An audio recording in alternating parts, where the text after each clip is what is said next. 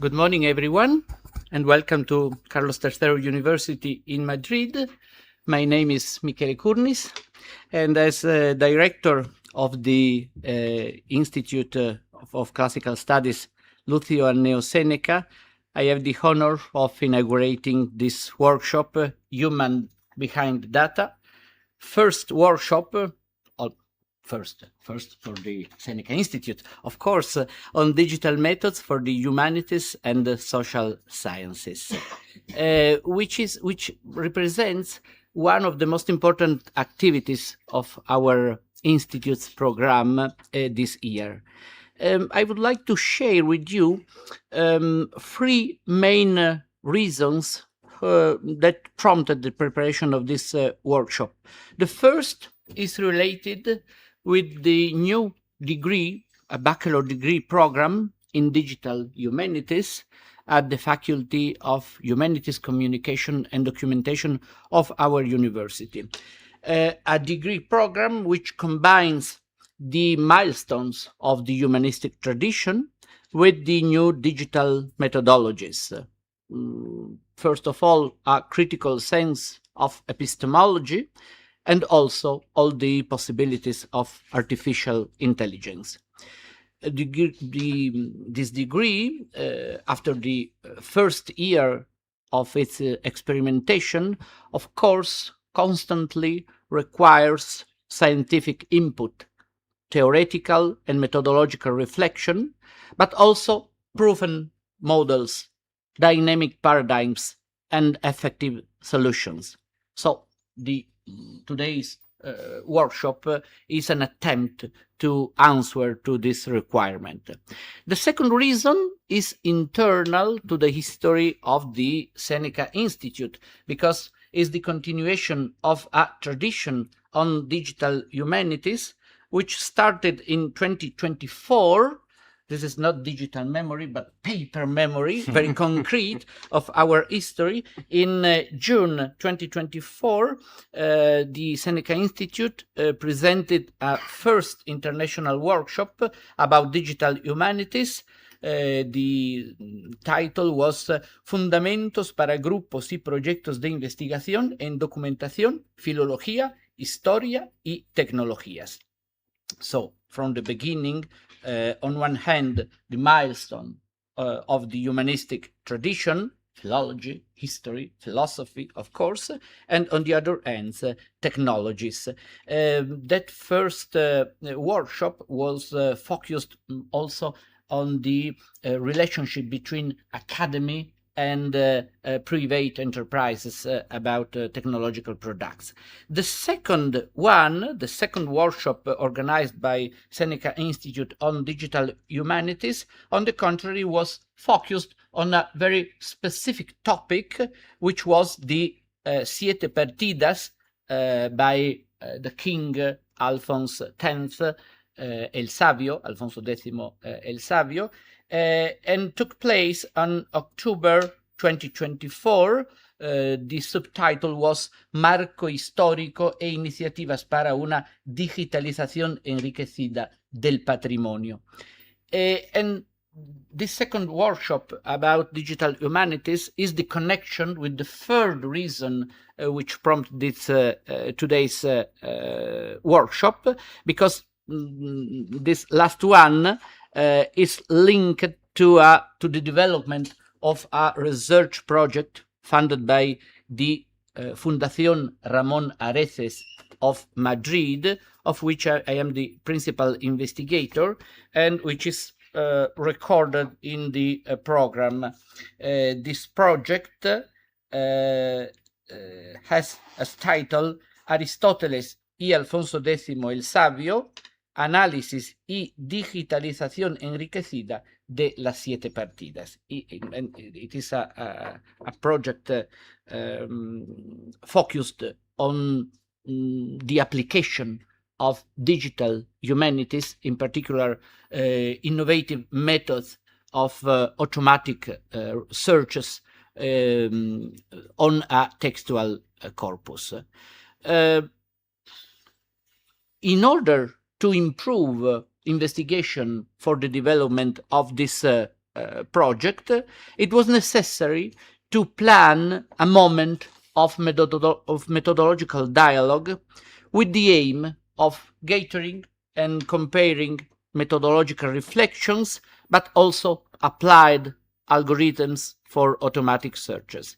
And this aspiration, this ambition came to fruition thanks to the proposal of Professor Juan Moreno González, who is doctoral student at the University of Cambridge, but also a very active member of the Seneca Institute, and of course, above all, a scholar of the relationship between textual philology and digital research methods. The result of his efforts, evidently, is today's seminar program. So thank you so much, Juan, first of all.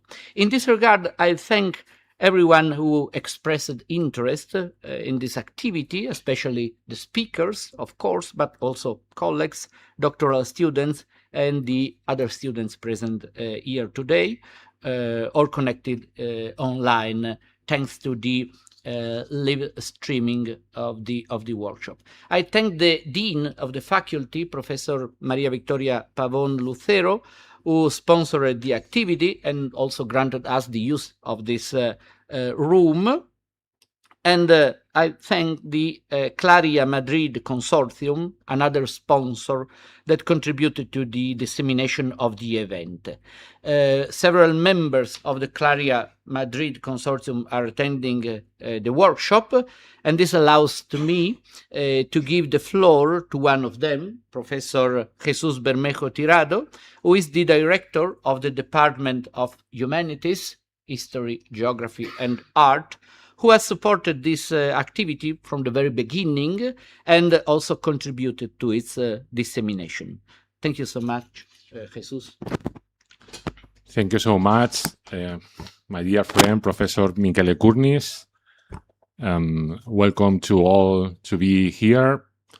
It's an honor and pleasure to me as the current head of the Department of Humanities, History, Geography, and Arts to be here, to serve, to offer you a welcome for the inauguration of this interesting seminar.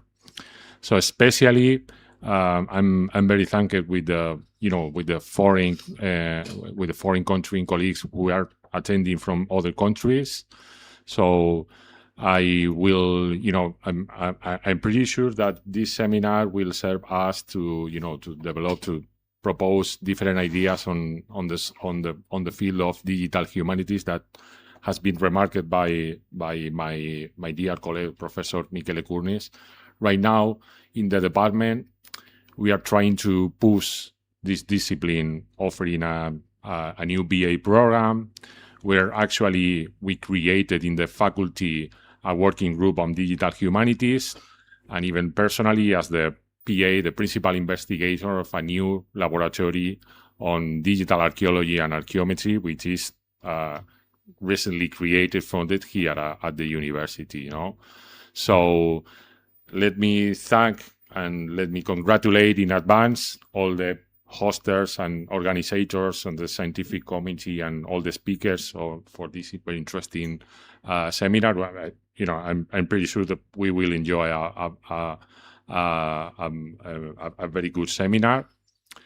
And also, let me change to my native language, Spanish, just to bring up even warmer welcome to other colleagues that are especially following us from the streaming.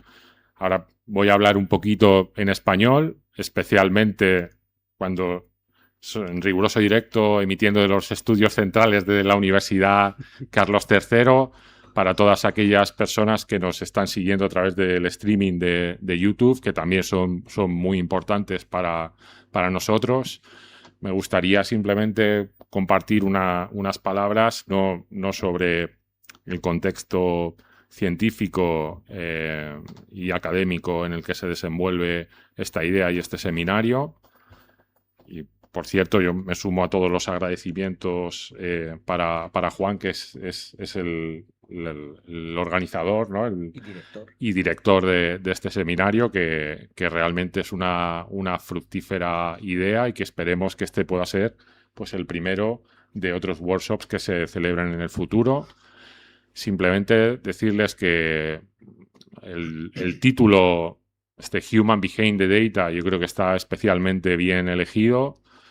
Como saben todos ustedes, pues vivimos unos tiempos un poco tempestuosos, ¿no? En el que el impacto de determinados desarrollos tecnológicos pues está influyendo sobre todas las vidas, pero incluso sobre la propia discusión epistemológica de qué son las ciencias humanas y sociales, ¿no? Yo creo que seminarios y actividades como estas pues nos ayudan a hacer y a participar de esta reflexión conjunta y de reivindicar el papel que los humanistas pues podemos tener también como practicantes, incluso not only as users but also as developers of different technologies, pero también especialmente a la hora de reconfigurar algunos conceptos como el propio concepto de data, que es un concepto que en algunos casos puede ser pasivo, ¿no? Como algo dado, y reivindicar precisamente esta perspectiva humanística, pues que pueda enlazar con otras concepciones como las de CAPTA, ¿no?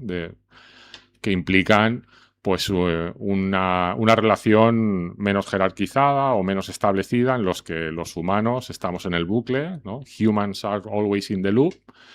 Y de esta manera pues podemos contribuir a generar pues un conocimiento humanístico y también, hay que decirlo alto y claro, y tecnológico, pues de una mayor calidad. Yo, en este sentido, pues soy una persona bastante optimista acerca de las posibilidades que las humanidades digitales pues pueden traernos en el marco de lo que quizá con una cierta pretensión podríamos denominar como una nueva ilustración digital.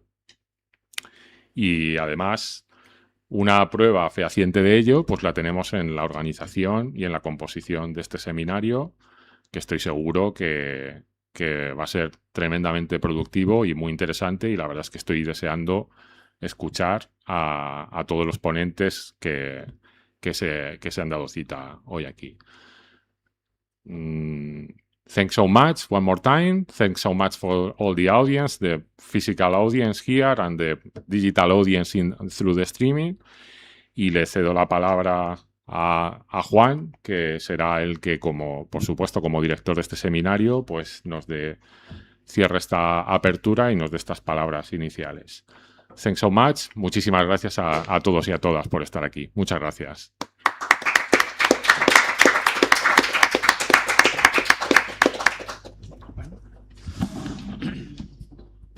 No. Buenas, ¿sí? Sí, también. Hola. Hello, everyone. Good morning. I wanted to start with a sentence from Quintilianus, who said that he defined a good orator as vir bono dicendi peritus. Bonus. Vir bonus. Sorry, professor. That's good thing about having Latin experts. So, what does this mean? A good man that is also good at speaking, meaning that when you have a skill, you don't only use it for your own benefit, and that being skillful in something is not only to know about an art or about a science, it's also to execute it for good. Now, our question, now that we're talking about technique and about data and all these new methodologies or all these new advances that will change our fields and the way in which we understand the world, the question that would follow would be, what is good? There is a political theorist from the early 20th century, Peter Kropotkin, who said that in his view, humans tend to share, and that a good human society, or even a natural human society, would be a society in which people share And then through this sharing, they manage to build a better society. And therefore, I do not protect my things in a selfish way, because this would be detrimental for the society, for our whole society. I share them with everyone so that all together, sharing this effort, we can move faster to a better place. So building on these two ideas, I wanted to say three things about today. The three things I want from you all, and I would expect from you all today in this workshop. The first one is that you enjoy yourselves. But I don't say this from a modern perspective of self-care, which is also good and valid perspective. But I say this also drawing from the old men and from classical ideals.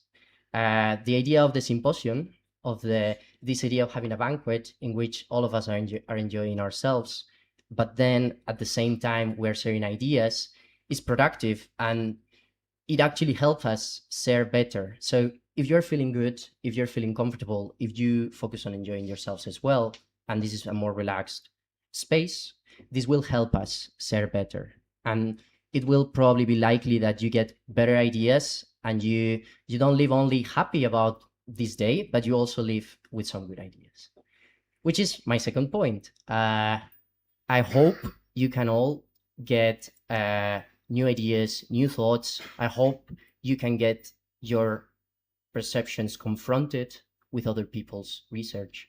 It is not common to have a workshop that has so diverse profiles. And I think this is a richness, and we can all learn from everyone different new things. So I hope you can learn about that. Also, I would like to say that, in my opinion, ideas are like water. If you put them in a place and you don't move them, they just become stalled, and then they become dirty and they become full of bacteria. So you need to move them around so that they get polished and they are better. These are the two things. And then there was a third thing, which is that, yes, I hope, well, sorry, it went away. But in any case, yes, I just hope that basically everyone can get something. And yes, I want everyone to share their own perspectives. And I would like that in the end, we came with a final conclusion that can move this field forward. Meaning, this is important. This is a small room in a Spanish university. We have some people, but still, it is important that we think about these things. It is a statement for our society, being able to say this is a path, and we don't want to become just people doing technology or computational methods for the sake of them, without any purpose, without any meaning. But we don't want to be the opposite, which is someone that rejects them fully because they don't find them meaningful, or because they fear that they might erase the meaning. What we are saying here today with this workshop is that both things can be done, that we can do computational methods and that we can be on the edge of technique, while at the same time not only maintaining the human essence, but actually moving it forward. So take this seriously in that sense. We're thinking about all this, and this will be an important question for us in the coming years, and most likely for generations to come. So I just wanted to say thank you all for coming, and thank you for helping me thinking about this.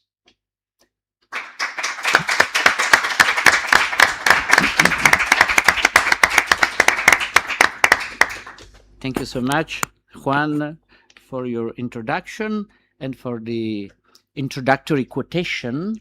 In reality, in Quintilian, the statement about the vir bonus proceeds from Cicero. And in Cicero, it is already a variation, a reelaboration of an archaic statement by Cato, when the vir bonus colendi peritus. So an expert in agricultural technologies. So I think that today, with our collective efforts, we are coming back to this mixture of intellectual but also practical, technological competencies about our tasks. Thank you so much. Now, of course, I'm referring to what was saying Professor Bermejo Tirado about the linguistic format of today's seminar. Of course, it was not our intention to exclude the use of Spanish from the workshop or to disparage any language other than English. On the contrary, during the moment of dialogue and discussion, everyone, of course, can use Spanish or other modern languages, both in ancient, questions, no? or ancient too. Yes.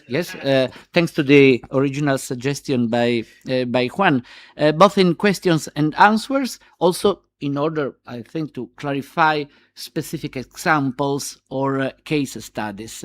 At this proposal, sorry.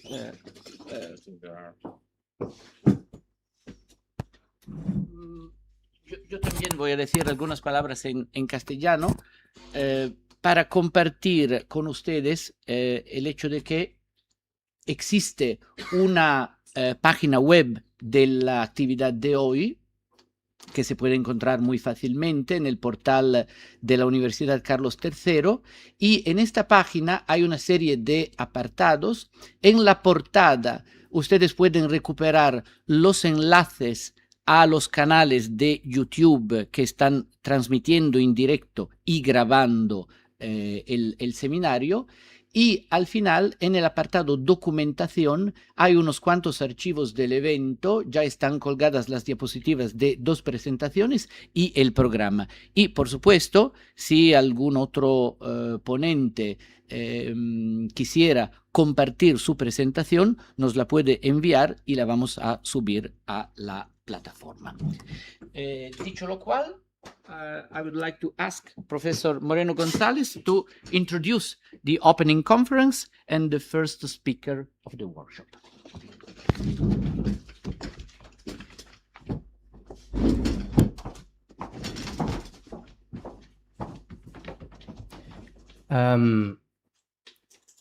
Our first speaker is Alejandro Benito Santos, who very kindly accepted to open this conference with a very interesting talk.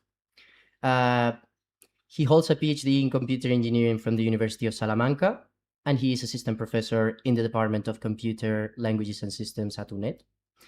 And then since 2024, he has been a member of UNED's NLP and IR research group, which he joined as a postdoctoral researcher through a Juan de la Cierva Fellowship.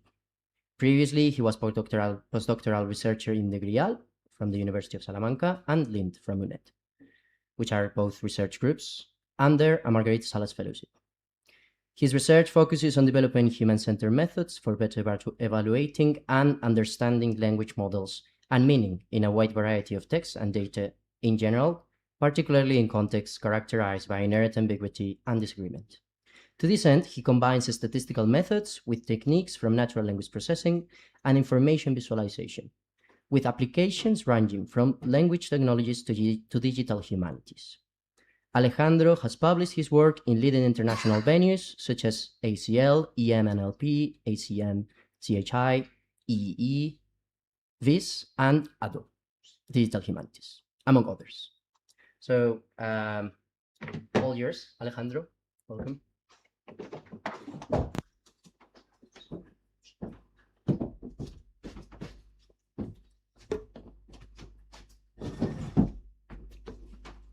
Thank you, Juan, for the very beautiful introduction. And well, I would like first to thank Juan, of course, Michele and Jesus for having me here today. For me, it's always a pleasure to speak to an audience of humanists, and it's also a challenge. So although I've been doing it for already more than 10 years, it is still a challenge. So believe me that it takes more time for me to prepare these presentations for speaking to an audience like you than it does to do it for my colleagues in my department. Believe me. So hopefully I'll hit the right spot. Let me load my presentation very quickly. And yeah, the title is From One Truth to Many Truths, humanistic perspectives on data and its machines. And Juan already told you a little bit about my story. Today I'll be talking about a story of realization of, many things that are typically evolving or emerging in the humanities that I have been incorporating into computer science research in my career. So currently, I'm an associate professor at UNED at the Department of Languages and Systems, and I mainly develop methods for human-centered evaluation. It's basically in NLP, which is basically telling when the AIs are doing what they are supposed to do and when they align better with human preferences. That's my latest. But my PhD was done in a close area that is called visual analytics that I will explain shortly if you don't know about it. Okay. So the story of realization is it's coming to terms to the fact that during these 10 years I've been making Trojan horses. Not only me, but many computer scientists also. At some points, I think I've been seeing this Trojan horse many times. I'm not crazy. Hold on with me. And I've seen this at several points in my career, and I want to show you at what point I saw this horse and how I try to be open about it and try to dismantle this horse so I could communicate with humanists in a better manner. And also my research was more honest, more better in a sense, right? So as the title of the workshop says, we talked about human behind the data, but what is data? Jesus already anticipated the first slides of my talk. And data, as you know, it's something that carries the meaning of something that is given, right? And that's probably something that it opposes a little bit the concept of data that we might have in the humanities, where the data is not taken. It's not given. It's taken. It's constructed, right? So, sorry. Something happened there. The animations are not working. But, in this slide, I just gave you the definition of data. No? So we computer scientists, computer engineers, think about data like something that can be ingested by a data processing pipeline. And in the end, anything can be data, right? So a painting, a novel, a music play, anything that can be processed is actually data, can become data. So nothing is data on itself. And all data at some point was made by a human, right? But the important part is that for us computer scientists, data is something that can be digitized and input into a pipeline. And we'll be talking a lot about these pipelines because they are one of the main central points of my talk today. And you will see why in a moment. So as you can see, once these original sources are digitized, then there are many things that can be done. This is a beautiful visualization project for a collection of manuscripts in Germany by Katrin Glinka, who is a colleague. Now I think he's in Hamburg, and you can see that the original physicality, that is something that is often missed in the digitization process, can be recovered in some ways, right? So we can make visualizations that still feel physical, although they are not, obviously, because they were once digitized. And I think it's important to realize that there can be digital artifacts that are well done and others that are not so well done. And I want to focus on these differences, on what makes something better than another thing. Okay, so during my PhD, as I told you, I was investigating in data visualization and also visual analytics, which is the interactive form of data visualization. So you usually look at a chart, and the chart is static; it's frozen. But by using computers, we can enable more complex cognition paths in the users. No, so they can interact with these visualizations, and they can keep going and going on this information foraging loop until they get a good idea, or they arrive at a certain conclusion. So I was doing this originally. There are many definitions for what is data visualization, but I like especially the two last ones. So, for example, the one by Moritz says creating a visualization means encoding abstract data into visual channels with the goal of amplifying their users' cognitive capabilities. So I think that's a pretty good description of what it does. But also a more humble one is that graphical representations that save time in accomplishing a user's task. So when you are using visualizations, the thing is that you want to arrive at a certain conclusion faster than you would do, for example, if you just used the tables in an Excel spreadsheet, for example. But any visualization, by the way, starts in an Excel spreadsheet or in a table. That's the starting point.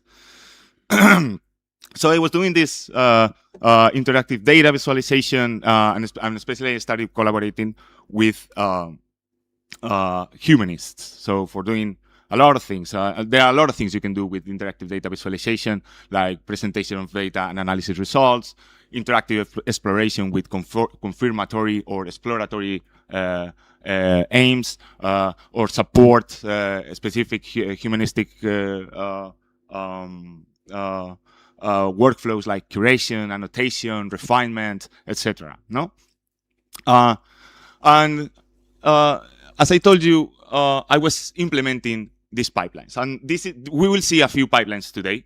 And this is the most standard one that you will see in visualization. So in the beginning, you have raw data, then you move to data tables, then you map or you create visual structures. So you map the features that you identified in the data and transform them into graphical objects. Okay, there is a lot of theory about that. We will not go through all of that, but also it has some roots in the geography, for example, in the humanities tradition, for example, with in semiotics, like, for example, Jacques Bertin is a great influence for model visualization. But there are also other pipelines, like this is the machine learning pipeline, the standard machine learning pipeline. So in a machine learning project, you just want to train a model to tell you something. This is, for example, an example of a pipeline that trains a model to that is usually called a classifier. So it tells you yes or no. It answers with a binary answer to the user question. And then there are a lot of things that you can do in the process, that you must do in the process to get to the final response. So first you get the data, you label it, then you pre-process it and split it into training and test data sets. So you train your model with the training data. That's a split of the whole data set. And then you test the model to know whether if it is working or not. And that's basically it. And then you iterate as many times as I don't know if you can see my pointer, but you can iterate as many times as needed. And so you stay on this loop, refining the model as many times as necessary until you get a certain level of goodness, according to metrics that are usually employed. Obviously, you cannot give a talk in 2026 without mentioning AI. So I included also this pipeline. It's basically the same. So in the end, but it's very similar to the machine learning pipeline. But in this case, we are using the pipeline is ingesting like millions and millions and millions of tokens of textual data taken from the internet. So the degrees of magnitude is way higher than in traditional machine learning.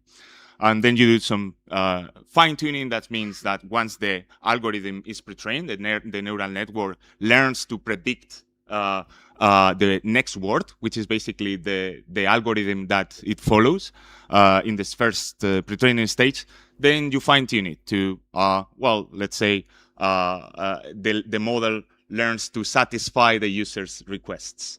And finally, you do the famous reinforcement learning with human feedback algorithm. This was the innovation that basically fueled the chatbot era that we are living in at the moment. And this was basically put into practice by OpenAI, the company.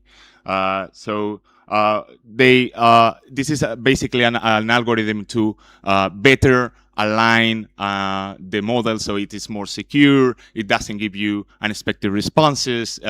It's basically fits into what the users are expecting to get from the model, right? So, and this is usually done with special data that is taken by other means. So it's not data taken from the internet. They are running experiments, and they are like normally locally with paid annotators, and they obtain this data, this preference data, and then they train the network, or they continue training, better said, the network with this. No, and then obviously these models are applied to many downstream applications. So text classification, summarization, semantic similarity, you name it. No. Okay, that was it. Now let's go back for a sec to the visual analytics. This was my a project. It was my master's thesis. This was more than 10 years ago, and I was working with linguists, lexicographers from the Austrian Academy of Sciences, and they were. They had all this data, unstructured data from historical dictionaries of Bavarian dialects in Austria. So they told me, okay, take this data and let's make a visualization out of it. I extracted some features and I showed them the prototype, and they really liked it. Well, everything was fine. I was living in like the dream. I was doing what I was supposedly, or what I should be doing, or at least what I was trained to do, because I'm a computer engineer. My education was mainly oriented towards building things, small or big, with a computer, ranging from small microcontrollers to graphical interfaces, operating systems. So I was doing my job, right? Well, usually, very soon I fell from grace and understood that I was also doing something bad that probably I shouldn't be doing in the first place. So, as I said, all my knowledge came from the classical books on data visualization, and it's very linked to statistical knowledge, or the statistics, basically. So you have like the Grammar of Graphics by Leland Wilkinson, or Exploratory Data Analysis. These are seminal books in the field that are very, very, very close to, as I said, mathematics and statistics. So it's basically more empirical, right? So continuing on this collaboration, maybe you hadn't heard of this kind of projects, visualization for digital humanities. So it's basically at a high level, they are very similar to other kinds of visualization. So when you start this, okay, it's the same like working with humanists or working with any other kind of profile. So for example, biologists or doctors. No, so the way these collaborations were usually articulated was that, well, they came with their data and they told you exactly what this other humanist told me. It's like, okay, now do your magic and let's extract knowledge out of the data. And it was like, okay, let's apply some algorithms. Let's put this into a pipeline and see what turns out of it. Obviously, for a new researcher like me, this had many opportunities. Like they had, for example, unexplored data sets like nobody had used, and I was the first one to put my hands on it, and that was obviously tempting, at least, no? So this was my one of the main motives or reasons why I started working with them, no? Because the richness of their data sets and the amount of different things that I could do. And also started participating in a workshop that is called Biz for the Age, and it's a forum joining or bringing together visualization experts with humanists. And the workshop has been running for many years, and it's got certainly a lot of successful collaborations so far. And I'm still an active member of it. So just check that URL. In any case, I will upload the slides after my talk. Hopefully you can check that link, because I'm sure that there are projects there that will be of interest to you. Okay. And this is the fall from grace for me. This is when it came. Also, Jesus already told something about this. This is a good sign, because it means I'm aligned with with the audience somewhat. And when I was doing my thesis, I came across with Johanna Drucker's famous paper, Humanities Approaches to Graphical Display.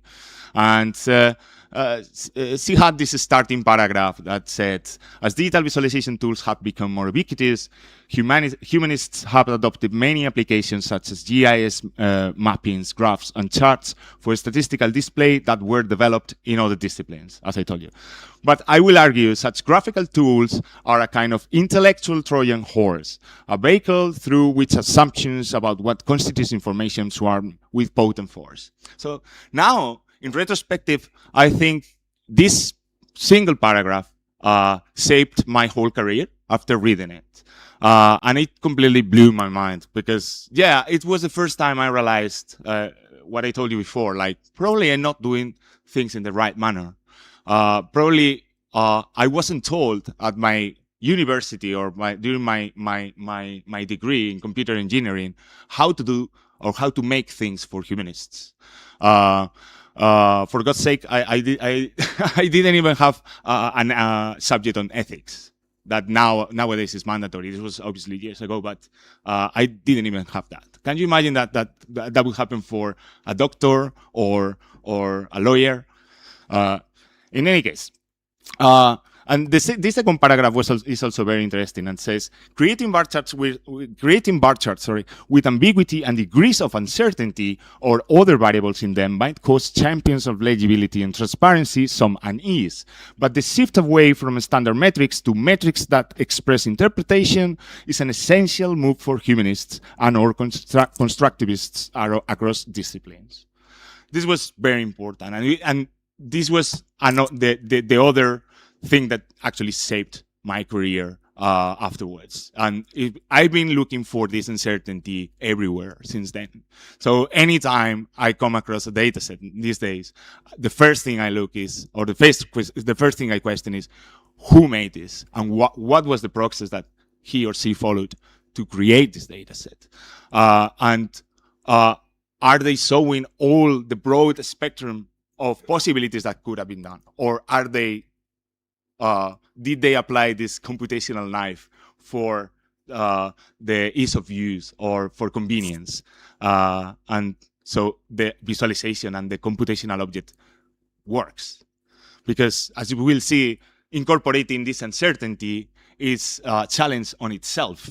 Computationally and mathematically, it complicates things a lot. And the statistical machinery that you need in order to evaluate computational outputs in this manner increases by like exponentially, I would say.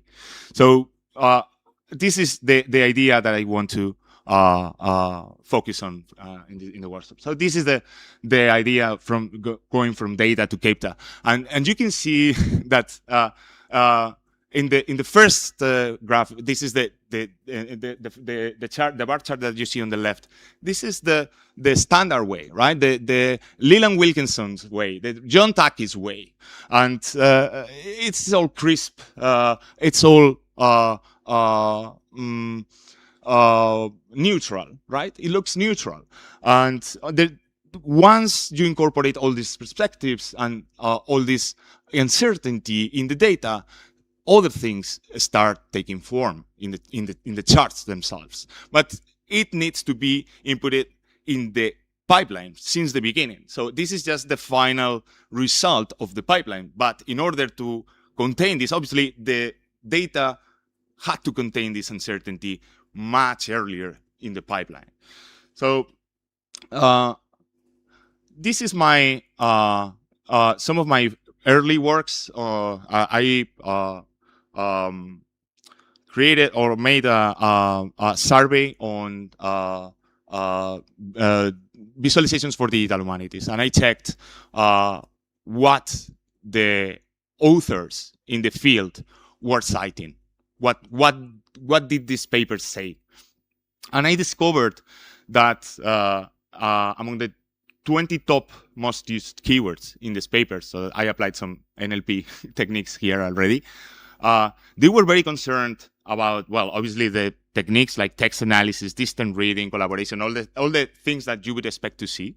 But also, I found out that they were really into evaluation. They were really concerned about evaluation. That's the first thing.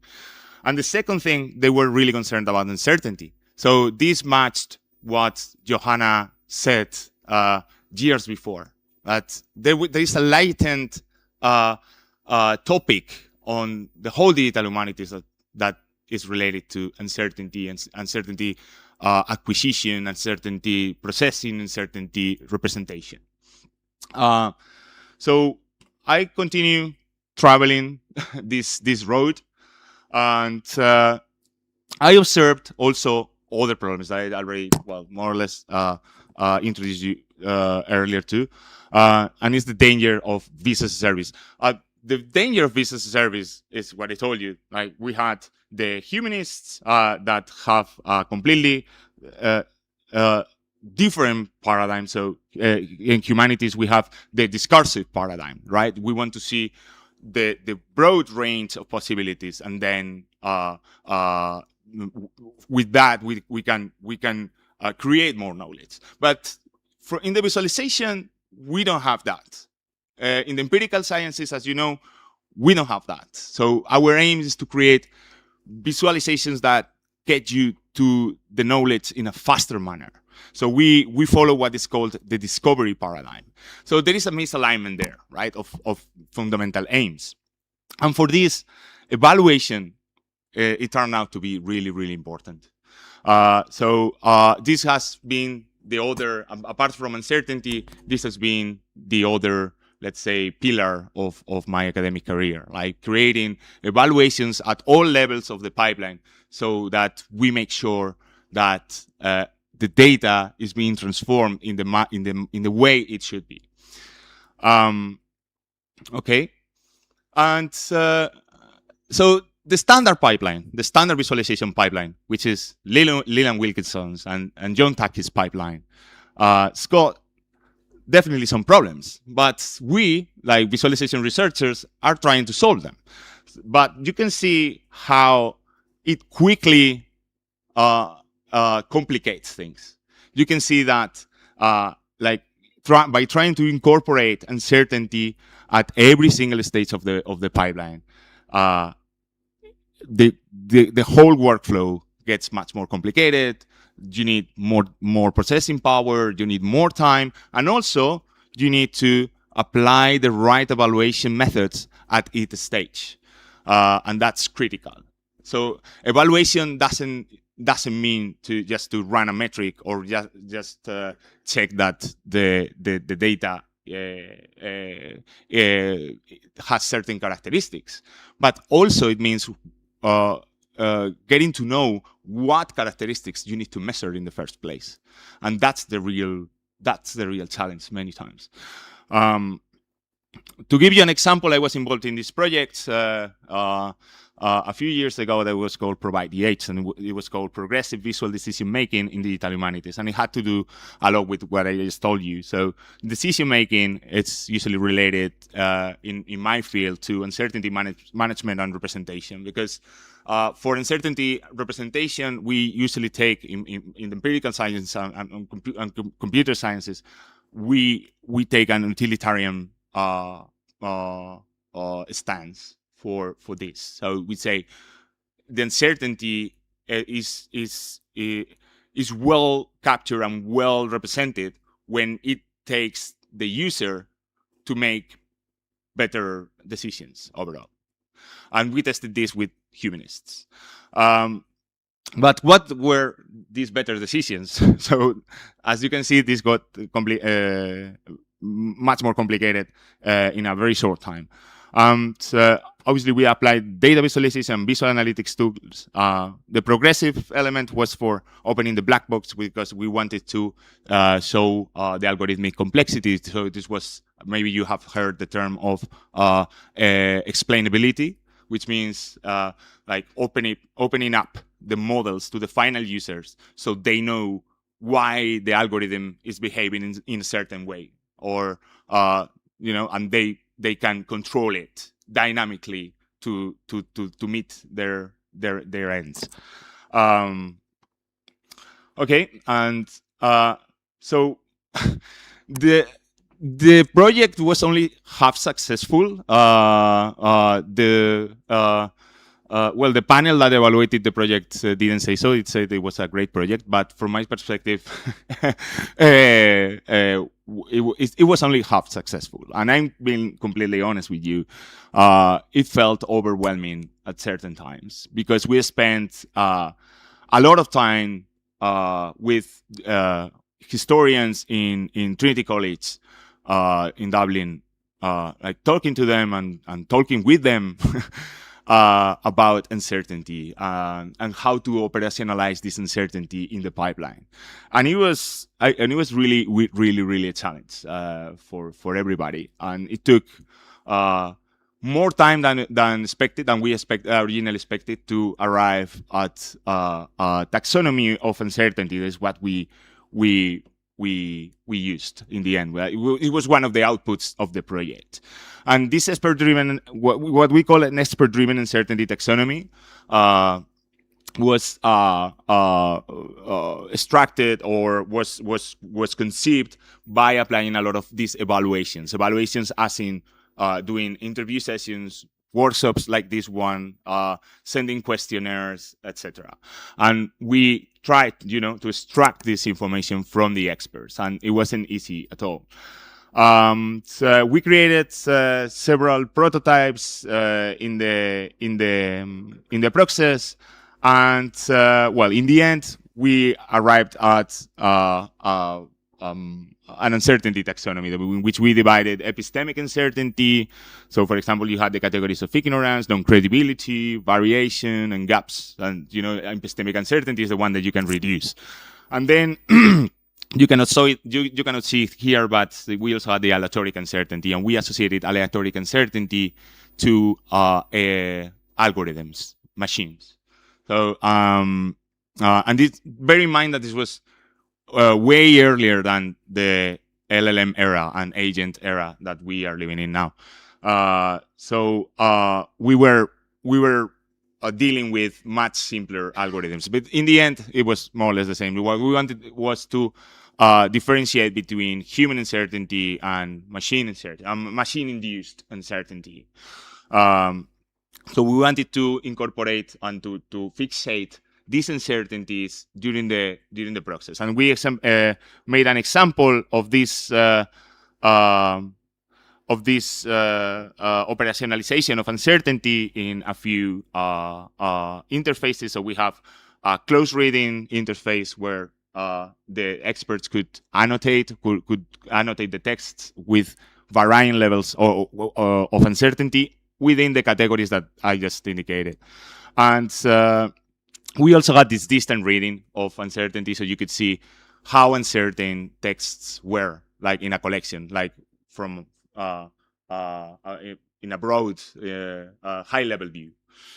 But as I said, this was half successful only for me, because in the end, it was still we ran out of time, and we could not really validate that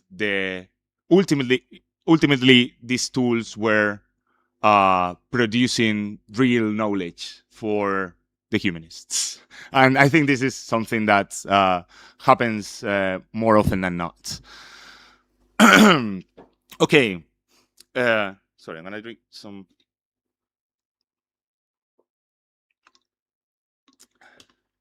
So that was the first time that I saw the Trojan horse.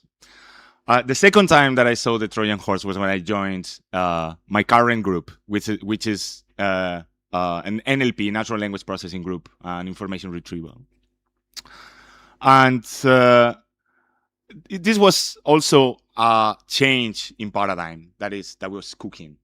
And I first realized about what was going on when I joined this project. This was a project about lyrics comprehension by AIs. So we were trying to measure whether AIs were able to understand semantic similarity between songs, song lyrics. And we created a corpus, and I was leading that effort. So we went to the annotation task because, as I told you, in the classical pipeline, you need annotators to do this for you. And we gave them a rubric, and we told them, okay, annotate this. And again, I saw uncertainty.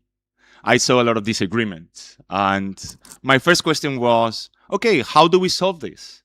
And my new colleagues in my group told me, well, let's just aggregate. And I said, how? Why? And it's like, we need to resolve the disagreement. And I was initially shocked by this because I came from an HCI, human-computer interaction background, and this was heresy in that field. And they were doing it. They were doing it like it was nothing. Like, of course, let's do that. And well, we published the paper. I was new at the group, and still I didn't feel empowered enough to change things in a way. But now I'm doing it, so no worries.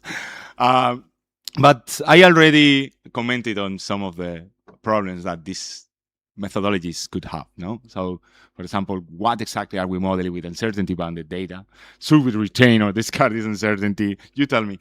Current methodologies aren't equipped to manage uncertainty. So the methodologies and the paradigms in machine learning, like they treated disagreement as basically noise. So whenever they saw noise, disagreement, they interpreted that these people or these annotators shouldn't be there in the final gold standard. That's how it's called. When you create this, is creating a gold standard in which you can train and test and evaluate your models, right? So again, this machine learning pipeline, we would be in this machine learning pipeline. We would be here, right? We would be in the pre-processing of the data, and here there is a Trojan horse. There is a big Trojan horse in the AIs that we all use, because I can tell you that the 95%, maybe more, of language technologies that have been created so far follow these approaches. And I'm going to give you a concrete example with a foundational task in NLP, which is called semantic textual similarity. Basically, what it is about is that you give the machine two sentences, and the machine has to answer with how similar they are semantically. So, for example, there you see sentence A: a dog runs through the water, and sorry, the sentence is: a dog runs through the grass. Okay, those are the two sentences, and you call your annotators, and you put them to annotate, and you obtain that distribution that you see there, and you aggregate and you compute the mean, right? And everybody knows what happens with point estimates, right? So you get the mean 2.4. But what happens with that 2.4? We are training machines to predict that 2.4. But there are two problems with that. 2.4 has absolutely no meaning, no human meaning in the scale. And problem number two is that you are leaving out a lot of people. If, for example, if you use another point estimate like the mode, you are excluding 3 out of 5 annotators, which is a majority. So there are many approaches to equalize this and to, usually NLP researchers have been going in circles and circles and circles trying to justify all this, when in my head, at least in my head, I think they all knew this was somewhat wrong. But for the ease, as I told you, the ease of use and the convenience, these methods have been there sitting for many, many years. And well, now we are reaching the AI era, and it was built this way. I don't know if you should be worried. I am half worried. Okay, so these were all the hidden decisions that were put into the creation of this benchmark, how we call it. That's how we call it, the benchmark, the data that you use to train and test models. So they did this pre-aggregation, they did this pre-filtering, they had the annotator pool, which basically consisted of an online crowdsourcing study using Amazon Tark, with English speakers of they were all Western. It happened in a certain point in time, and I can tell you, STS is is a foundational task in NLP. You would be amazed of how many technologies in your everyday use rely on this. And we are not only happy with that, is that we are also now using LLMs and AIs to annotate more data. Because obviously annotation is expensive. So paying people to annotate gets down with the budget. Minimizes your budget. So let's put more money. That's what I believe they say. Let's put more money into buying GPUs and less money into paying people to actually make good data. So, and now let's put the AIs to annotate more data. So what could possibly go wrong?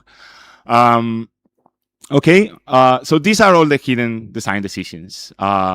So again, the standard data pipeline is the horse. No, we are assuming we have this realist approach that we assume that there is only one correct answer, and we are training machines to predict exactly that. So not even that. In STS, sometimes we are training them to predict something that doesn't even exist and doesn't even map to human cognition. I have a PhD student currently working on that, and we are seeing a lot of worrying things in these LLMs that are annotating more data. So now maybe that's a topic for the next workshop, and that will be called the machines behind the data, because now there are many machines behind data, and there will be more. The other day I saw some news that said that almost 60% of the internet traffic now is bots exclusively, and that will continue rising. And you can see that we can see it in the academic world as well, right? There is a lot of AI slop, and it seems never ending. And by the way, there is not a way to detect AI slop. It's impossible. So what can we do? We are in trouble, maybe. Okay. Luckily, I got to know some new colleagues. And this was Valerio Basile from the University of Torino, and he's leading a movement that's called the perspectivism. Sorry, and he took a very radical stance regarding the construction of benchmarks, and it comes down to well, we are not authorized to cut, modify, remove annotators from the initial data. And we are now training our AIs with the whole experimental data, with the whole data that comes from the annotation experiment.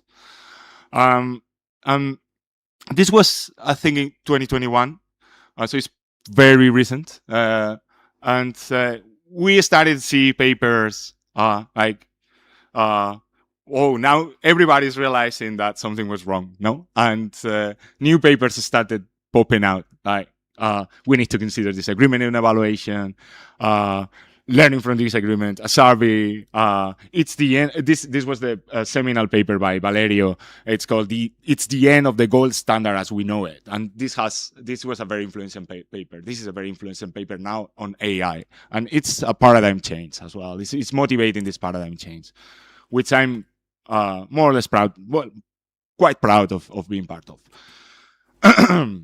So one of the main theses of this movement is that not all disagreement is created equal. So during the annotation experiments, we have annotator error, which are genuine mistakes. No, this is basically noise. Okay, this can be interpreted as noise quite safely.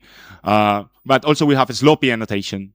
Sloppy annotation that the annotator, it's remotely located in another place, and he's doing or she's doing another different task at the same time, for example, and not paying attention to the task. There are certain things that you can put that you can use during the annotation experiment to detect these annotators. And also we have another problem now that's not listed here, and is that it will be a subcategory of sloppy annotation, and it's people that use LLMs to impersonate them. So they put the LLM to work, and they tell you that it's theirs who are making the annotations, but it's just AI agent doing the work for them. So that's even more complicated to detect. But also we have other kinds of uncertainty and disagreement that is genuine and we shouldn't remove, like ambiguity or subjectivity, missing context, meaning that, for example, there are examples that they just cannot be worked out from the context that we gave to the annotators, and that's fine. I mean, everybody can have their own, preconception of what they are seeing, and it's fine. And also there are more than there is more than one defensible answer, like by any reason in general. So to come back to the original question of the workshop, is do data humanize or dehumanize? And is it possible to find the human behind the data? This is a very relevant question. As we have seen, or at least in my career, I've seen that inevitably, whenever we put data into a pipeline, we are dehumanizing it. That's that cannot be avoided, I think, at least to some extent. However, we can do efforts to bring that back, at least to a certain extent. And also, we need to consider whether it's worth the effort. Sometimes it's not. Sometimes you don't have time in a project to, spend all the time needed to articulate this dialogue between the computer side and the humanities side, and we need to start, advocating for that. Sometimes every time we start a digital humanities project, we are looking forward to a digital object that comes out at the end, but it looks like an application that you can use with a mouse or with a keyboard. It doesn't necessarily have to be like that.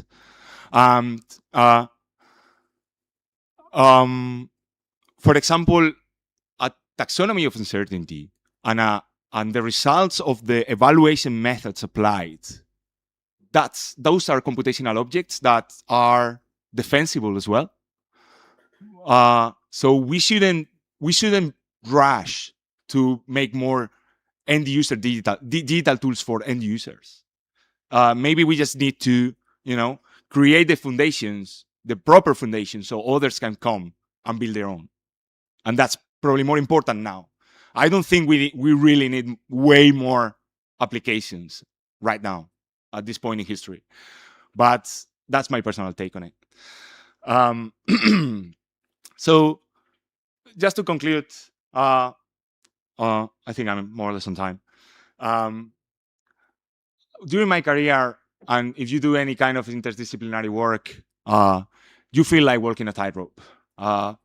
Academia doesn't, or typically hasn't, rewarded interdisciplinary efforts, and this is maybe easier for someone that for a professor or for someone that has a permanent position, but it's very, very difficult for new students like Juan, for example, and many of you. And I think it needs an effort of bravery to, start this career, because like the world isn't just prepared for you; it's prepared for another kind of for this split between the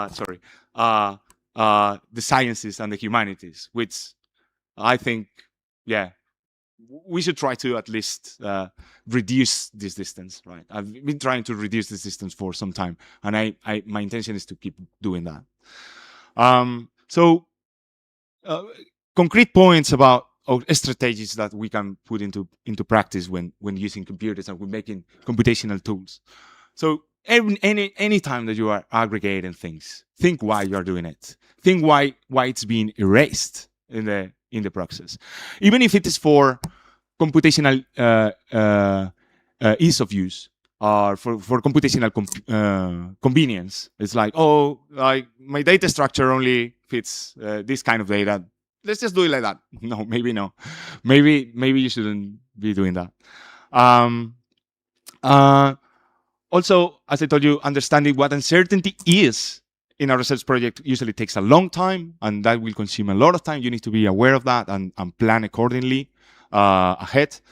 As I told you, capturing uncertainty and disagreement complicates the computational mathematical machinery a lot. So in the end, you will see that, at least in my field, what I'm seeing is that's somehow slightly changing these days. But at the beginning, like reviewers for the papers that we were sending at conferences were like shocked that you were putting all this effort into like trying to train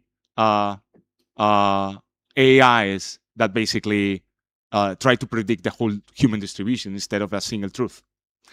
And it's like, why? Because they were in the old paradigm. They were thinking this is not necessary. Just why don't you just aggregate? So it will take a lot of, it's changing, but it will take some more time to change this paradigm, at least in the computer side.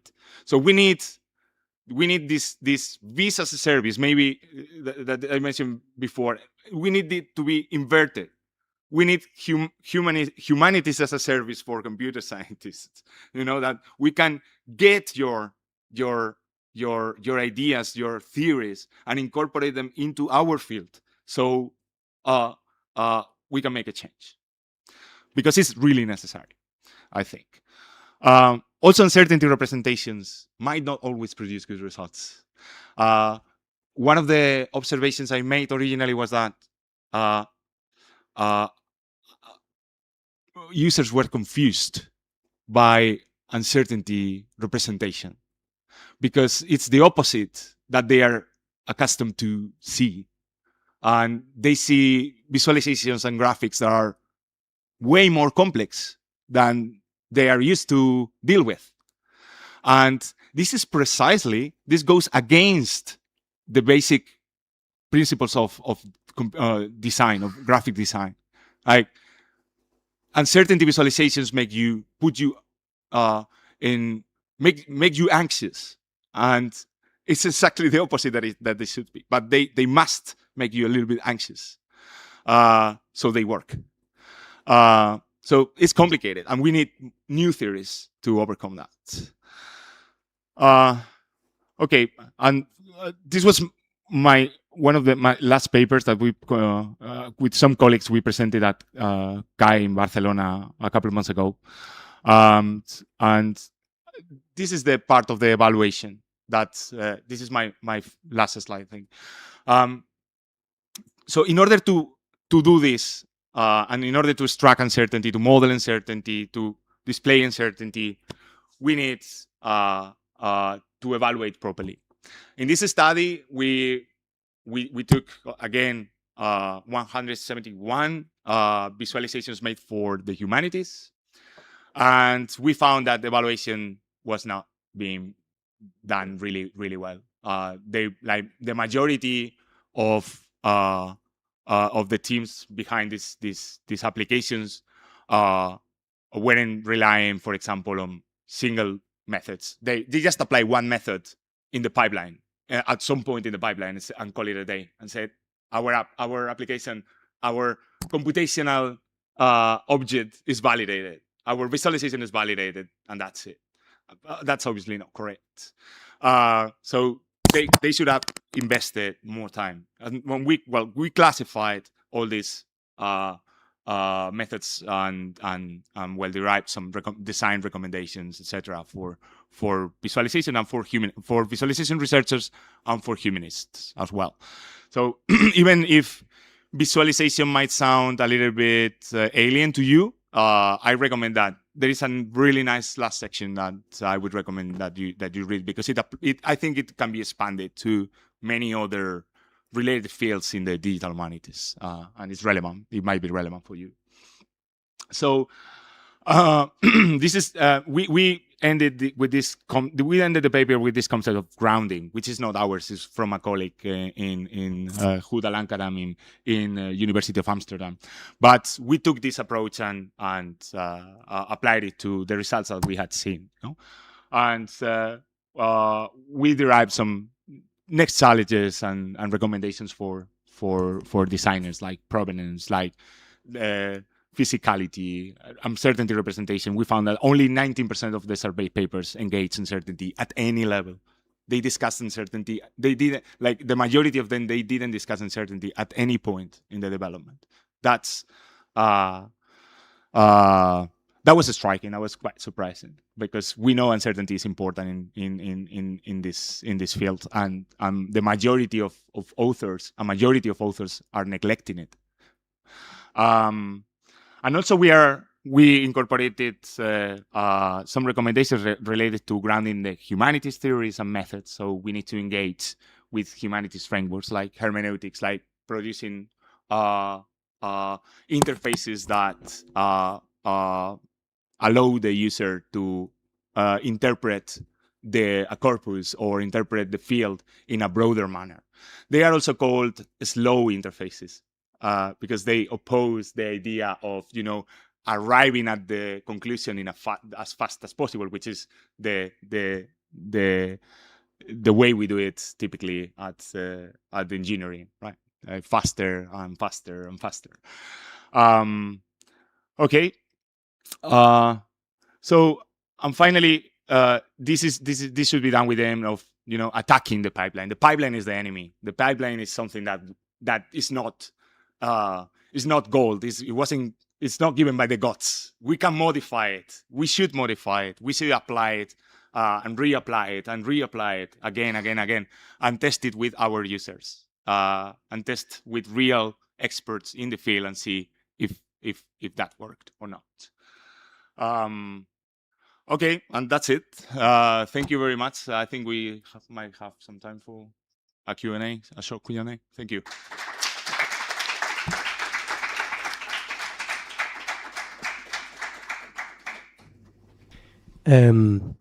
Thank you very much, Alejandro. That was a very, very interesting talk. I don't know if anyone has any questions. Okay. Thank you very much, Alejandro, for this challenging presentation. My question is more about the coincidence between your talk and the poster of the workshop, because in the poster of the workshop you have a data visualization. Oh, It's from one of the books from the study of the Alphonsine court, but evidently this is a visualization of data. And maybe you can, if you know what is the program of Alphonsine court at this time, you try to read in this representation, in this visualization, what is the history of the humanity and the coincidence with the different states of heavens in these facts. Or okay, but this is a mix between astrological observation and the definition of the history of humanity. And the question is, you really know what is the structure of data when you go through these projects of visualization? Because I think the big deal here is the structure of data before the visualization. For example, the use of the set theory, because you use the Lamarck coefficient to find the similarity between the elements of the different sets, is one of the strong tools to generate a structure of data. Please tell for this audience what are your secrets to a structured data, because the problem of the structured data and uncertainty, but so sorry, is unavoidable stuff, in science and maybe all disciplines. But okay, the point is the structure, how you structure your data, your mathematical tools, not just statistics, because maybe right now computational science use all the models, physical, and okay, it's so complex. But please tell us something about that. Thank you. Thank you. That was a very interesting question. Regarding the structures or the structures that the data should take, I come from I told you before, I come from a human-computer interaction field. Whenever we have a question that we can't answer, we are told to go ask the user. So this means that we don't use data structures as the builders. The data structures are derived from the final users. So this is why the evaluation of the pipeline and the visualizations needs to happen really early in the process, because the data is shapeless until the exact moment of the connection between the experts and us. So the reason why we need to incorporate the humanists early in the process is that we define what data should look like, but this is not self-obvious at all.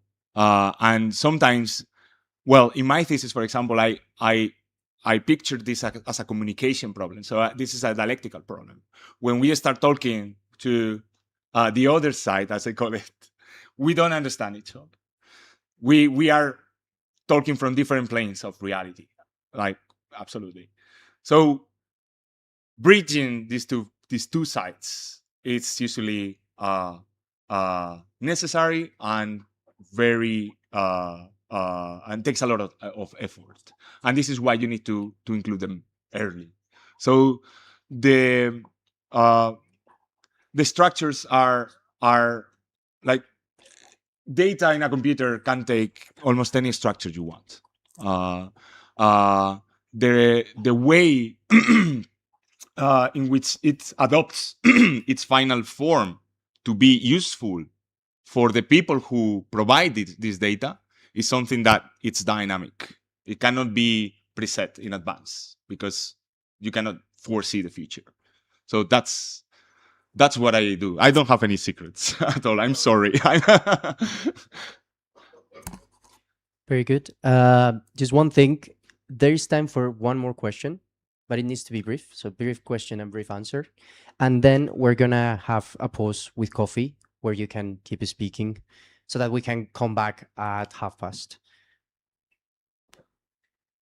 Thank you very much for the talk. It was super interesting. My name is Daniel. I come from a social sciences, politics, political ethnography background. So my question, unsurprisingly, is what is the politics of this? In the sense of, I was feeling that through the presentation there was a similar tension to something that we have in social sciences, which is we have these very powerful methods to generalize things, but those are also extremely simplistic of what the social world is and how to measure phenomena and so on. So there is always this split. And there is a structure of incentives behind that, right? So publishing is easier, the issue of not publishing null results, etc. So I was thinking, what is the structure of incentives in what you were discussing, which I think that is interesting. For example, you mentioned this idea of not creating more a front end or I don't remember the word that you use. Basically, Interfaces, exactly. of end user tools. Exactly. So what changes if we take into account this complexity when we are representing visualizations in this way? Well, yeah, good question. Thank you. I'll try to be very brief. But by incorporating uncertainty, we are slowing down the whole machine, like the whole machinery.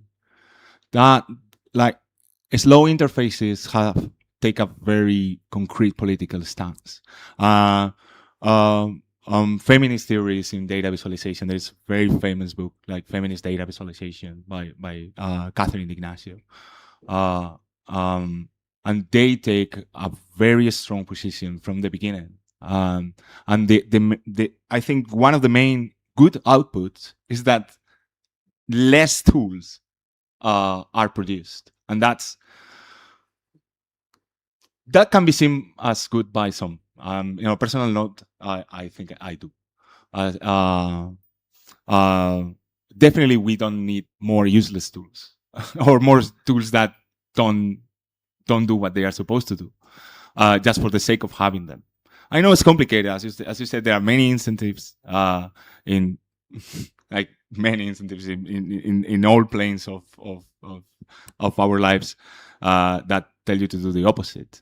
But I think that if we move in a slightly different time scale, we can succeed in the end. Thank you very much again, Alejandro. Another round of applause.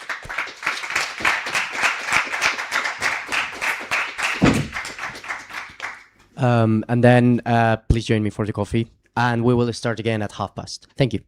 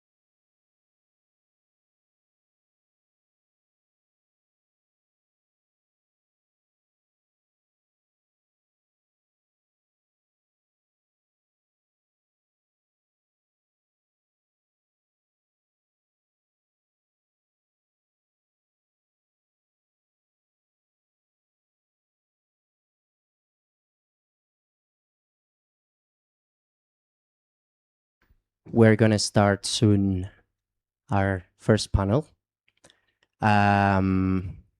With our keynote speaker, we have been more generous with time, but with panel speakers, we will be a little bit more demanding. In any case, the person that is by your side, who will be directing your panel and introducing you, will inform you about what time you have left. They will give you a signal when you are in your 12 minute, and they will let you know when you are over your time. We know it is hard to follow time limits, and everyone is excited about their own research, and we are happy that everyone can share their research. But time is limited, unfortunately, so we will try to follow them as much as we can. Thank you.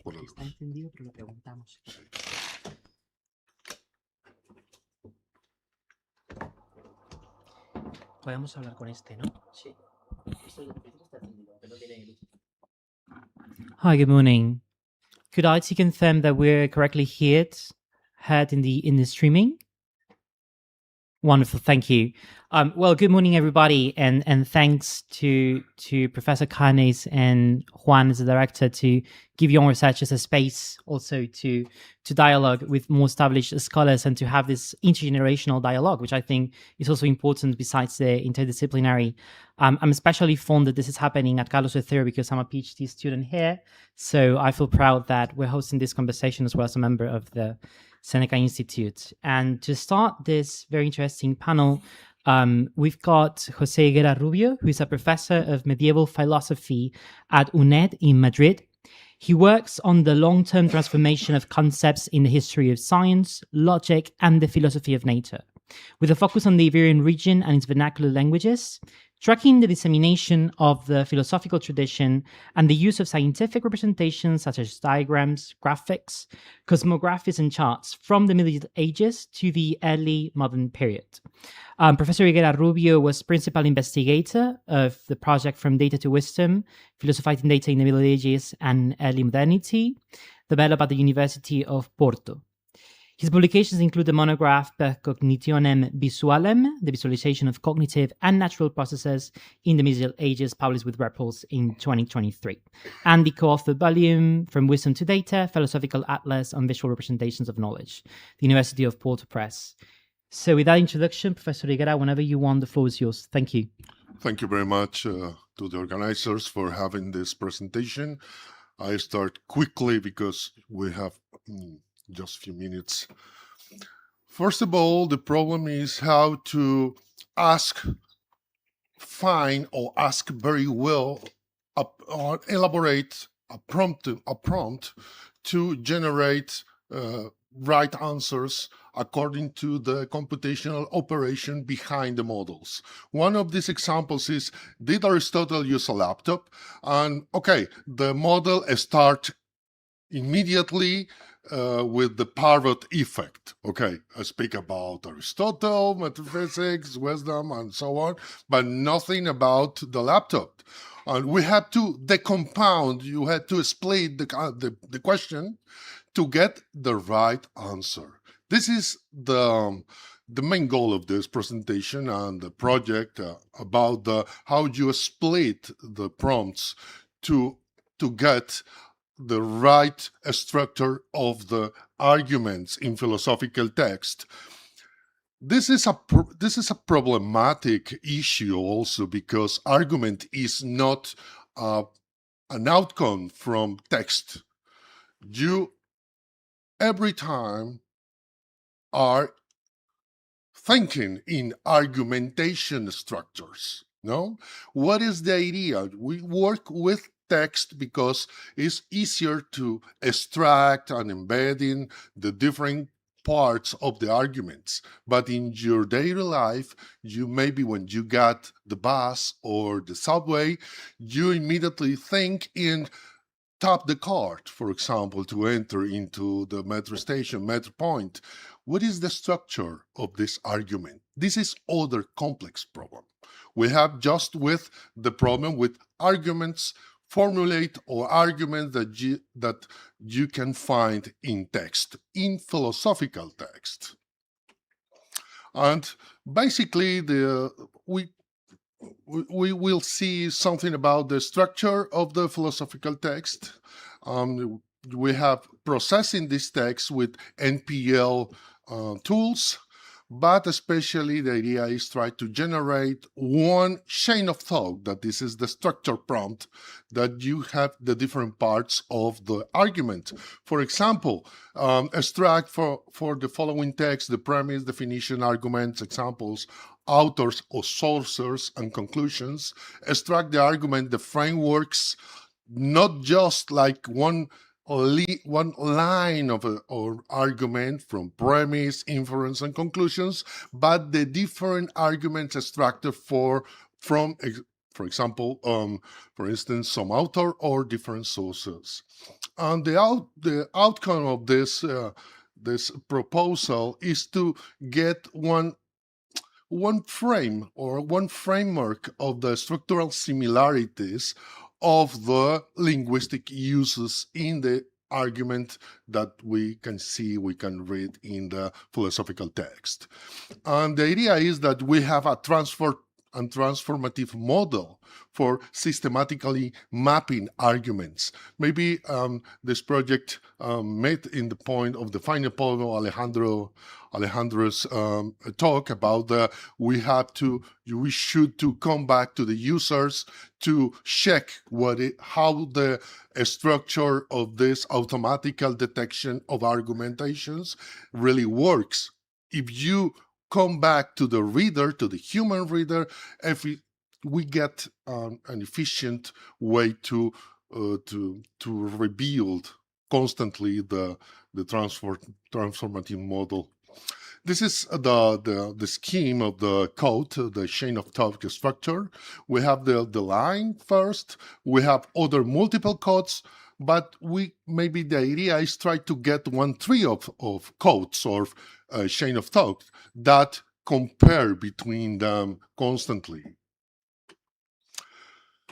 We have the basic structure in the philosophical text. We try to extract, maybe when you read the text, the arguments, the premises, the objections, the samples, the definitions, the examples, and the question resolved or discussed in a text.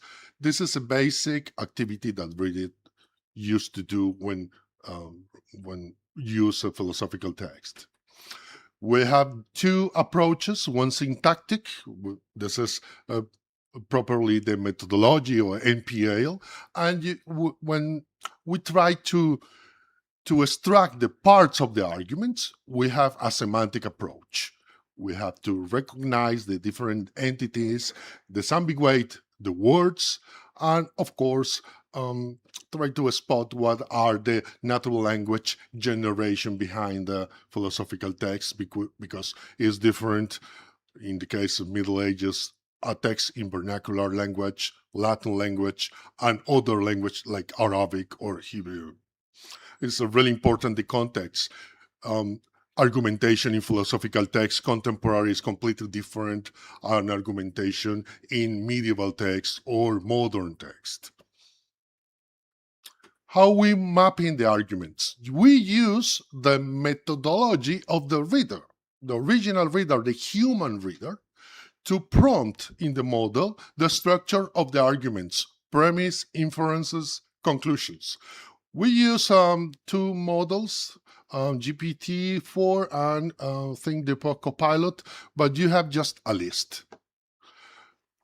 Maybe you can do that when you read a text, philosophical text, you can mark this, but the models used to do almost the same.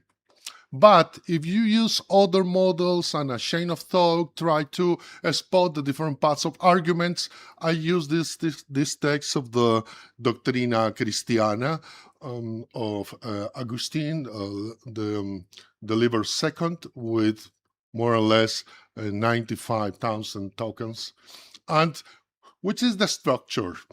We need to spot the premises, the definitions.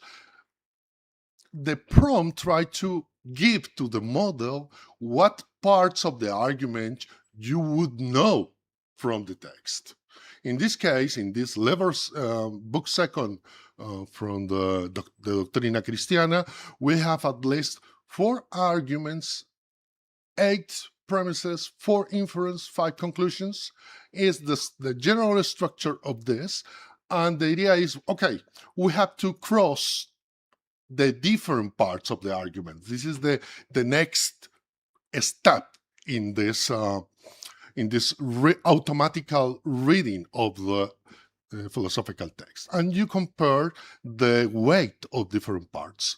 Which part of the Lever's book second you use more definitions, more examples, which authors are quote in this text, and the use of metaphors that maybe is one of the interesting use in philosophical texts, because when a philosopher can say exactly what is one thing, use a metaphor, especially in biblical texts. Biblical text is full of these metaphors, and maybe this explains everything. And the model gives you the metaphors and said, okay, this is an argument. But the model don't know that or doesn't know that this is not an argument. This is a metaphor. You use one example to justify the reasoning on the argument that you try to show in the book. But one metaphor maybe is one variable interesting in this kind of arguments. The outcomes finally are, I try to go behind the model and ask to the model, what are the computational operations behind this analysis? And you have 4 phases of this analysis. And this is the pipeline of the operative chain of the model.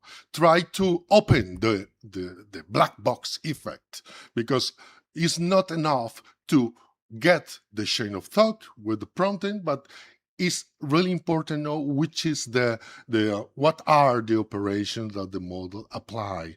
In these phases in these different phases, in the different steps, we tried after this generate a pipeline, a JSON file to apply in other IPA independent of this. And we tried maybe generate different models or argumentations with these IPAs, with this pipeline of the operations. This is basically the presentation. Disambiguation of text corpus, the structure and interpretation of the the significant, meaningful parts of the arguments, the cluster of operations that to generate one prompt to inject in the model, and one environment in which the scholars can interact with the models. Muchas gracias. 20 minutes, ¿no? Está sobrado un poquito porque está justo muy bien. Okay. Very good. The next one, no? Yes.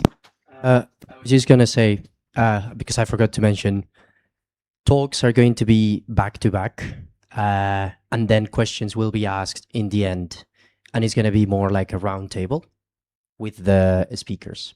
Okay, so.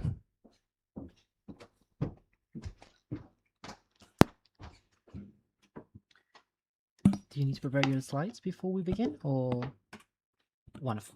Okay, that was very quick.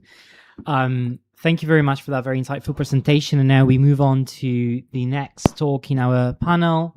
Juan Moreno, who besides being the director of this seminar, the coordinator, he's a PhD candidate in Asian and Middle Eastern Studies at the University of Cambridge. He works on medieval manuscripts in Arabic, Hebrew, and Judeo-Arabic, developing new computational methods for the analysis of big archival collections. Juan graduated in Semitic philology from the Complutense University of Madrid, and during his undergraduate years, he also studied in the University of Kuwait and the Hebrew University in Jerusalem. Juan, it's a pleasure to have you here, if you might. Thank you very much, Pedro, and thanks for the university to sponsor this workshop, to have me here, to Michele, of course. Today I'm going to talk about my research and, well, this idea of from the script to the scriptorium. When I was crafting the title, actually, I was wondering what was first. Are we going from the scriptorium actually to the script? So is this an evolution of how we produce knowledge? Or are we actually talking about how these techniques are entering these spaces? And I think I'm going to focus more on this second idea. Although I think it's a good thing to say, because sometimes these things are cyclical, and the epistemologies that craft AI and our approach to knowledge today are inherited from the past, and we are taking them, moving them on, and then crafting new epistemologies using them. So there is not really a break. The problem is that, as we said, as Alejandro said, creation of knowledge has never been so fast. And having epistemologies that evolve a little bit slower allowed people to somehow adjust them or correct them. Even with that, of course, we have inherited so many flaws in epistemologies, and this is still a work in progress. But of course, with new methods, it's just going to be impossible. But in any case, having said this, I apply NLP methods to my collection of manuscripts. Well, not mine, the collection of the University of Cambridge. It's called the Geniza collection. A Geniza is a room in a synagogue in which you dispose sacred texts or texts that have the name of God. In the tradition of Judaism, you cannot throw these texts to the bin. You have to be careful with them, and you have to dispose of them in a certain manner. So people would place them in a room, the Geniza, in a synagogue, and there is one that has gotten to our days. Because usually these rooms would be emptied in a ritual manner, usually with mourning processions that go to the cemetery, because the final step to dispose of manuscripts was to bury them, and they still do this today, Jews. This particular synagogue never did. So by complete chance, we have thousands of documents that belong to the discarded part of history, because they have not been created or selected. It's not an archival process, but rather more like an accidental process. And they have survived from as early as, for example, the 9th century until today. So where are they? Originally, they were in this room that was in the synagogue that is still today in Cairo. But then they were discovered at the end of the 19th century. And of course, it was colonial times. So a very rich Englishman just arrived and said, I'll buy from you the collection. And then they took them to Cambridge, most of them. Some of them were sold or had been sold already by the time this happened. So basically, they are scattered all around the world. Most of them are in Cambridge. There are some in Oxford as well. Some are at the National Library of Russia and cannot be accessed right now by Western scholars because of the war. Some are in the Jewish Theological Seminary, which is an institution in the US. And then there are some smaller institutions that still hold parts of the collection. So it's not only that the collection itself is fragmentary, it's also that it is held in different spaces. And then there are different competing initiatives to digitalize these manuscripts. So one of them is the one sponsored by Princeton. There is another one in National Library of Israel. There is another called the Fredberg Geniza Project. And then each physical library has their digital counterpart. So when I was designing NLP for my manuscripts, the first and most difficult step was to get them all together, map all the IDs, and retrieve all the data. Because this is another thing. Data is not in a single place, not physically, not digitally. So unifying them and dealing with the fact that there are no structures for this was already a challenge at the beginning. And then, in order it's not only about having metadata about the manuscripts, it's also about transcriptions of the manuscripts. So up until very recently, there were not many transcriptions. And this was the state of the data. So I decided to see how many features I could map in all of them. So the total of manuscripts I got after unifying IDs was 11,042. Then from then, 3,648 had human-made transcriptions. Then the ones that also had a date got down to 190, which means that the dating process is the biggest bottleneck. And then the ones that had a transcription, a date, and also transcription date, and a language tag, meaning a tag that says this is written in this or that language, were only 185. So with the Princeton dataset, which was the most complete, I started digging and I was thinking, why is it that so little manuscripts are dated? And it is not that they were not dated. It is just that in many cases, the dates were in different calendars. So it was very difficult to standardize. This is something that feels very foreign for someone that comes from the modern Western world. The world has different calendars, many, and if it is not only about geography, it is also about history. Like historically, there have been many calendars. So the Seleucid calendar is one. Another one is the Anno Mundi calendar, which is from the beginning of the world, which is the Jewish one. Then, of course, is the Muslim calendar, because all these manuscripts come from the Middle Ages in the Mediterranean. So I had just to unify them.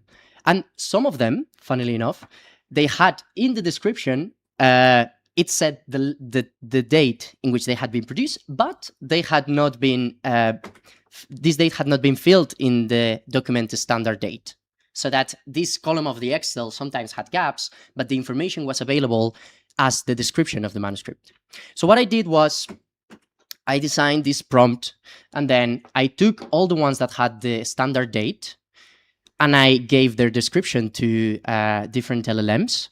And I said, can you extract the date of this manuscript from the description that you have here? And then it was like a unifying process. So it's like, if it is Gregorian date, it's fine. But if not, if sometimes, there are some 2 years mentioned, then you have to take the latest year. Or if it is Seleucid, you have to convert, which is basically taking 311 years from the date. Also with Islamic date, etc. And then, because I had the dates that a human had extracted, I evaluated. And if it was the exact date that the human had extracted, it was only 84%. But then if I said, okay, I'm going to validate, and I'm going to say, if there is a difference of maybe 2 years or maybe 1 year, it is fine. And then it jumps. The best model was JAMA 3.3 is the one I used. And you jump up to 94%. And then if you say, okay, I'm okay with having 5 years plus or less, so then it goes almost up to 96%. And of course, this is not a perfect method, but my idea was how I can do a digital intervention that is relatively easy, that can be understood by digital humanists, and that I can, after doing it, I can say, this is actually valuable information, it is fast to get, and it is easy to get, and everyone can do it. Also, that's why I used the Ministral model, because this one, the JAMA model, I had to run on the supercomputer in Cambridge, but the Ministral model I could run in my Mac. So my Mac got very, very heated up, but still, I got, up to like decent accuracies, and it's not that different.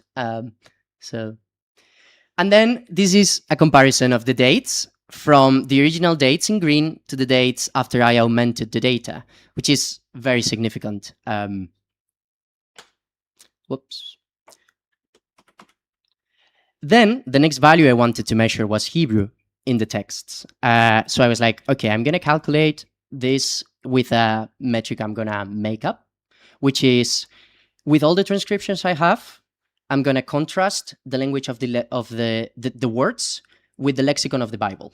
So if it is a biblical word, I can say biblical Hebrew. This needs explanation because so for these letters, they are usually written in Hebrew or in Judeo-Arabic. Judeo-Arabic is Arabic written in Hebrew characters. So you cannot disambiguate by looking at it.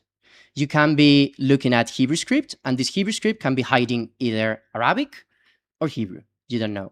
So a good way of disambiguating is like, because medieval Hebrew is based on biblical Hebrew, I'm just gonna take all the words in this letter, and I'm just gonna count how many of them, from the 100% of them, is in the Bible.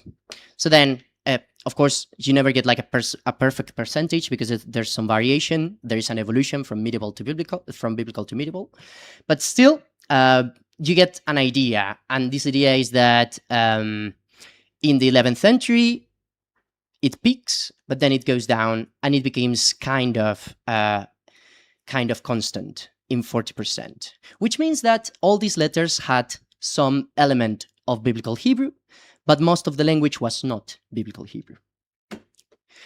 Now, after doing this compilation, I managed to get the usable corpus from 185 manuscripts to 2,630. And again, the biggest bottleneck is still dates, but the information retrieval process with LLMs was actually very effective. And then there's this quote from Deleuze I like, and I got inspired by it. It says, "A map is entirely oriented toward an experimentation in contact with the real. The map does not reproduce an unconscious closed in upon itself. It constructs the unconscious. It fosters connections between fields. It is open and connectable in all of its dimensions. It is detachable, reversible, susceptible to constant modification." And then it goes on. But basically, the idea is that maps allow you to place yourself in a space and think about where you are. So I made a map. And basically what I did was to take each letter and say like, okay, I have the date on the side. I have the date on the bottom. I have the percentage of Hebrew on the side. I'm going to position it, and then I'm going to apply a heat map telling me where most of them fall. And this allows me to see the evolution of the use of Hebrew and basically how this distribution works. So my inference from this is that because Hebrew was a literary language, or a language of educated people, at the beginning, which is here in the 11th century, there is a rabbinical class or an educated class that is using Hebrew to a very high level. And then there is some people that does not know Hebrew that well, and they are not that educated, but they are trying to imitate it. And that's why this does not fall to zero.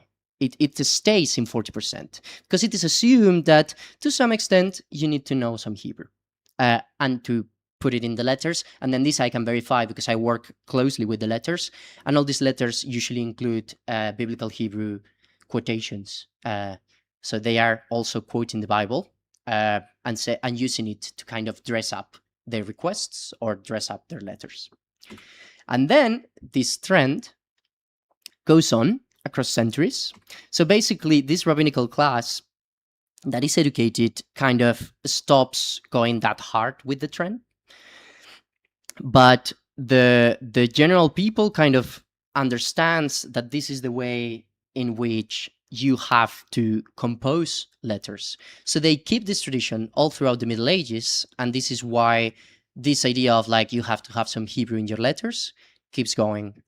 So yes, and to conclude, I just wanted to show how in my opinion, with very simple tools that are available to everyone, because you don't even need a supercomputer, just like a normal computer, some computing power, you can do this, and then some imagination, some data. So basically my message to everyone here is that don't be afraid to play with the data. it's very nice and interesting things can happen. Then there is of course a whole story of like validation, of taking this initial kind of idea to a different level and to make it publishable, and that's a whole process, and that's a different story. But as I said, just play with the data and see what happens. Thank you.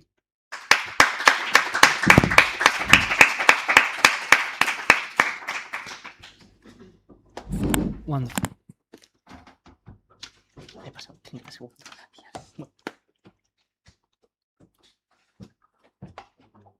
Tengo un cronómetro aquí, ¿me veréis? Simplemente cuando empecéis le dais a Start y ahí podéis traquear el tiempo. Gracias. ¿Quieres esto, Juan?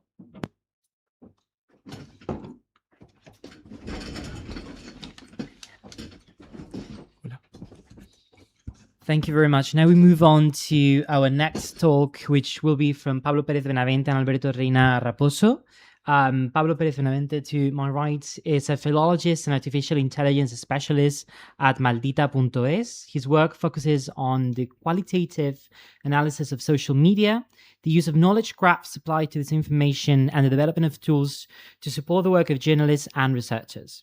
He has participated in panel discussions on ethics and artificial intelligence, and has conducted training sessions and workshops on the use of AI for information professionals and nonprofit media outlets.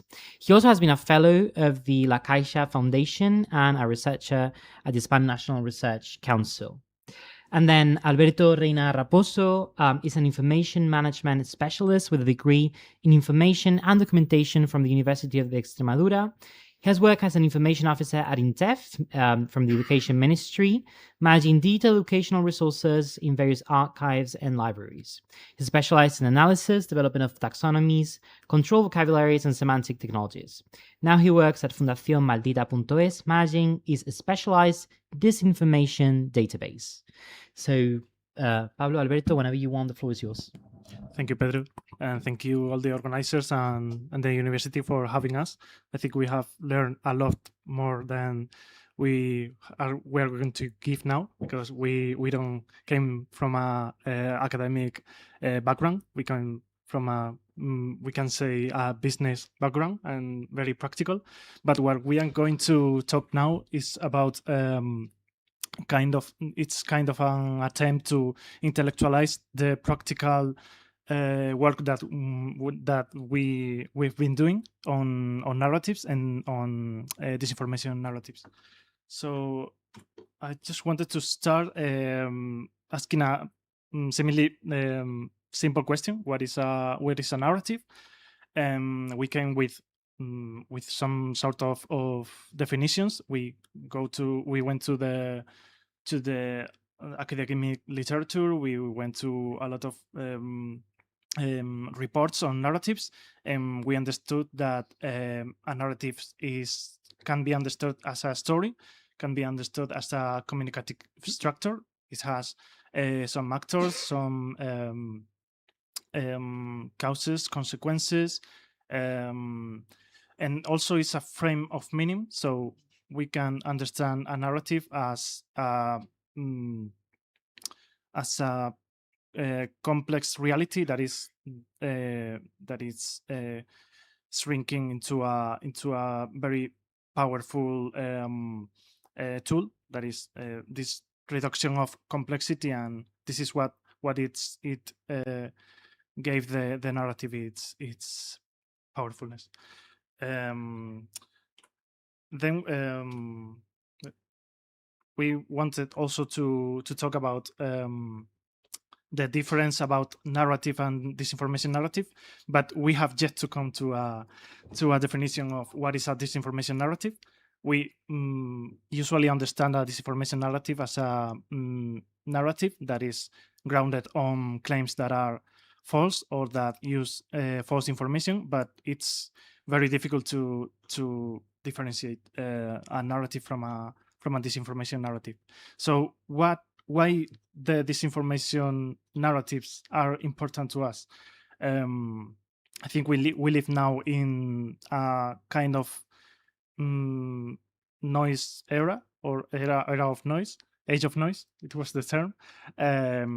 with the proliferation of all these online platforms, the social media, the fall of the great theories that try to understand our world. We have seen a lot of noise in the digital ecosystems, and these are flooded with a lot of conspiracy theories, a lot of false information, a lot of inauthentic behaviors. So this is why the disinformation narratives are kind of in her own pool. They are so powerful because it's not trying to be true with the narrative, but to try to be convincing. So this is the ecosystem in where we are working on, and this leads us to two important practical implications that are first a way of kind of tackling this disinformation narrative, that is pre-banking. Pre-banking is based on inoculation theory, that is like the theory of giving very little shots of true information to prevent the disinformation narrative that could overcome on the future. And the thing is that it's not focused on individual hoaxes that are kind of difficult to tackle because there is a lot. So we focus on the narratives. We make pre-banking on the narratives, and these have been proven effective in combination with some accuracy reminder. So this is a way to work with disinformation narrative other than the classical fact checking. And the other is the foreign information and manipulation interference campaigns or operation. That is it's a frame that investigates these actors that use inauthentic behavior to manipulate information or other information ecosystems. And these actors use the narratives as propagation units. These narratives can be fabricated or leveraged. And it's very curious that these narratives tend to be internally consistent, but there is some uses of the narratives that can be contradictory because the real objective is not to make believe a narrative, is to overwhelm the informational space and to muddy the waters. We can say that. So with these two important concepts, we came to the conclusion that we need a way to work with narratives in a way that it's not only editorial, but with the narratives as data. So we came to the conclusion that we need a definition of narrative as a data object. And the approach we take is that as we have a lot of claims, that we also have these claims as that data objects. These are the verifiable sentences that we extract from the social media post mostly, and this has this condition that they have to be found in the social media and they have to be verifiable. But the narrative does not have this condition. So we came to the definition of the narrative as a simple sentence that kind of simplify the frame of the whole idea, and a lot of claims that are under this narrative. So this is key to our system that Pablo will walk us by. So as you can see, can you go back to the previous one?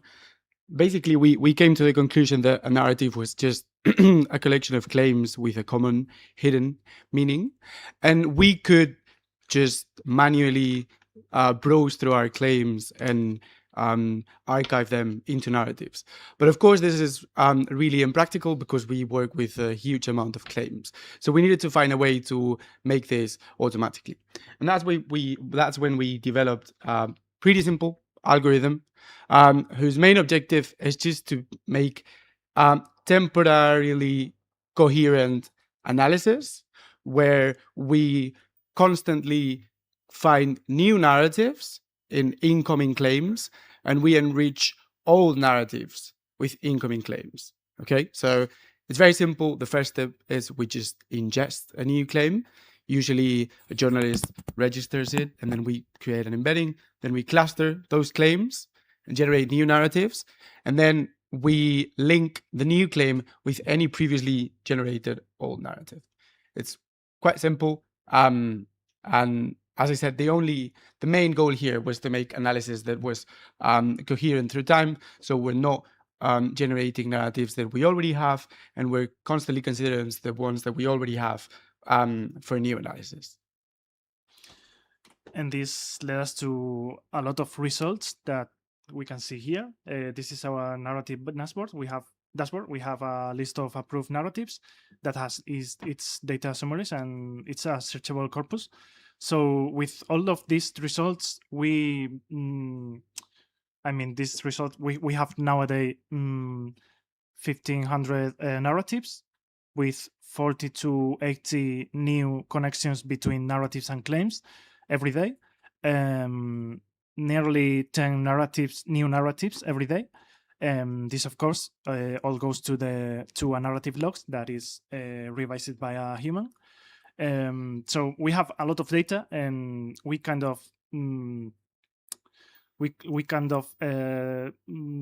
realize that we have to put an order to all this data because it was kind of chaotic. It was not a coherent. It was not. Cohesive corpus. So we try to make a typology of these narratives. The first thing we came to mind is to divide it in three typology. That is the original title of this presentation, but we kind of play a lot with the names to kind of get to the main idea. So we have the first typology of narrative, that is a frame or an ideological narrative. And this is a general assertion about the world. It's very general, but has very high analytical depth because it has taken a lot of claims and it has extracted this general assertion that is not present in the claims themselves. And this connects with the definition of narrative that a narrative is a frame to understand the world. The next is the arc or episodic narrative. This is a kind of narrative that work as a system of stories, has medium analytical depth, and is very related to concrete events and concrete actors. And the other kind of narrative, we don't quite consider it a narrative. It's a simple grouping of claims through its actors and actions, and it's just a summarizing of similar claims. It has a very low analytical depth, so it's just take the actors, take the actions, and just make an abstract of it. And we have here some examples. We kind of run an experimentation on clustering the claims to see if they have some structural some structure, and we came to this. We have here an example. Technology and biology are surpassing ethical limits. This would be an ideological narrative, and this is a general assertion that can be reflected in episodic narrative, as we see in the image. Each one of the cluster would be episodic narrative because it's interconnected, and the full image would be the full ideological narrative because it has like some individual claims and has some full cluster that are episodic narratives. It's like an expression of a core idea. Then we have the episodic narrative that is very centered in an event, as this authorities hide the real death toll after the Dana in Valencia. And this has very concrete actors, very concrete places, and a specific time range. And as we see, we have an interconnected cluster. And then we have the super claim that is groups of people are using vans to kidnap children. It's very descriptive. It's not analytical. It just takes some claims that are saying this, but in specific places or specific groups of people. It's taking the abstract, and it has not very. It's not very useful analytically or editorially, but we kind of keep it because it's a product of the system, and in some cases it can be useful. So just to finish, I wanted to go through some of the lessons that we learned. The first one is that we were wondering why we got so many different analyses, why sometimes our narratives give ideas or subjective impressions, and other times they build stories. We realized that the reason behind this was we were working with one single representation of the meaning of a claim, because we just got the meaning, we generate an embedding, and then we just hope that will cluster with other related claims. But of course, there's many different ways claims can be related to each other, and sometimes they're clustered because of their underlying meaning, but other times they're clustered because they share some actors. Sometimes they mention, that the floods in Valencia, but other times they talk about this fear about how technology is going to become dangerous. So working with one single dimension of meaning is a problem, and that can be something that we will have to work on. The next issue here was that differentiating these levels of interpretability that the language model does is really good because it helps us prioritize where do we need to be careful. Super claims, they just summarize what is being said. For example, you've got people are being kidnapped, and we can be quite sure that the language model is not going to introduce a dangerous interpretation. Bias is not going to surface. But when we go through ideological narratives, where the model interprets and brings some internal belief, that's where we have to be more careful, and we have to introduce some human-in-the-loop approach that ensures that everything that comes out of the model is taken care of.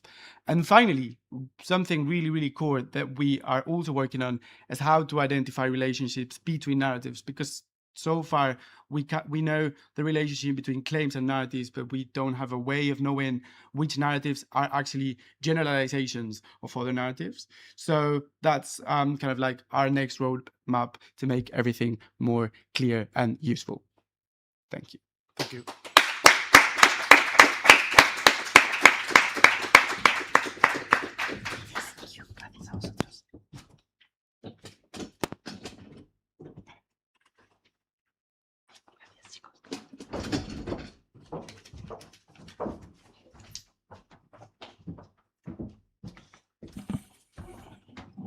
Wonderful. Then up next, we're going to have Michael Russell, who's a PhD candidate in the Development Economics Department at, and I'm mispronouncing, Wageningen University and Research in the Netherlands. Excuse me for my terrible Dutch.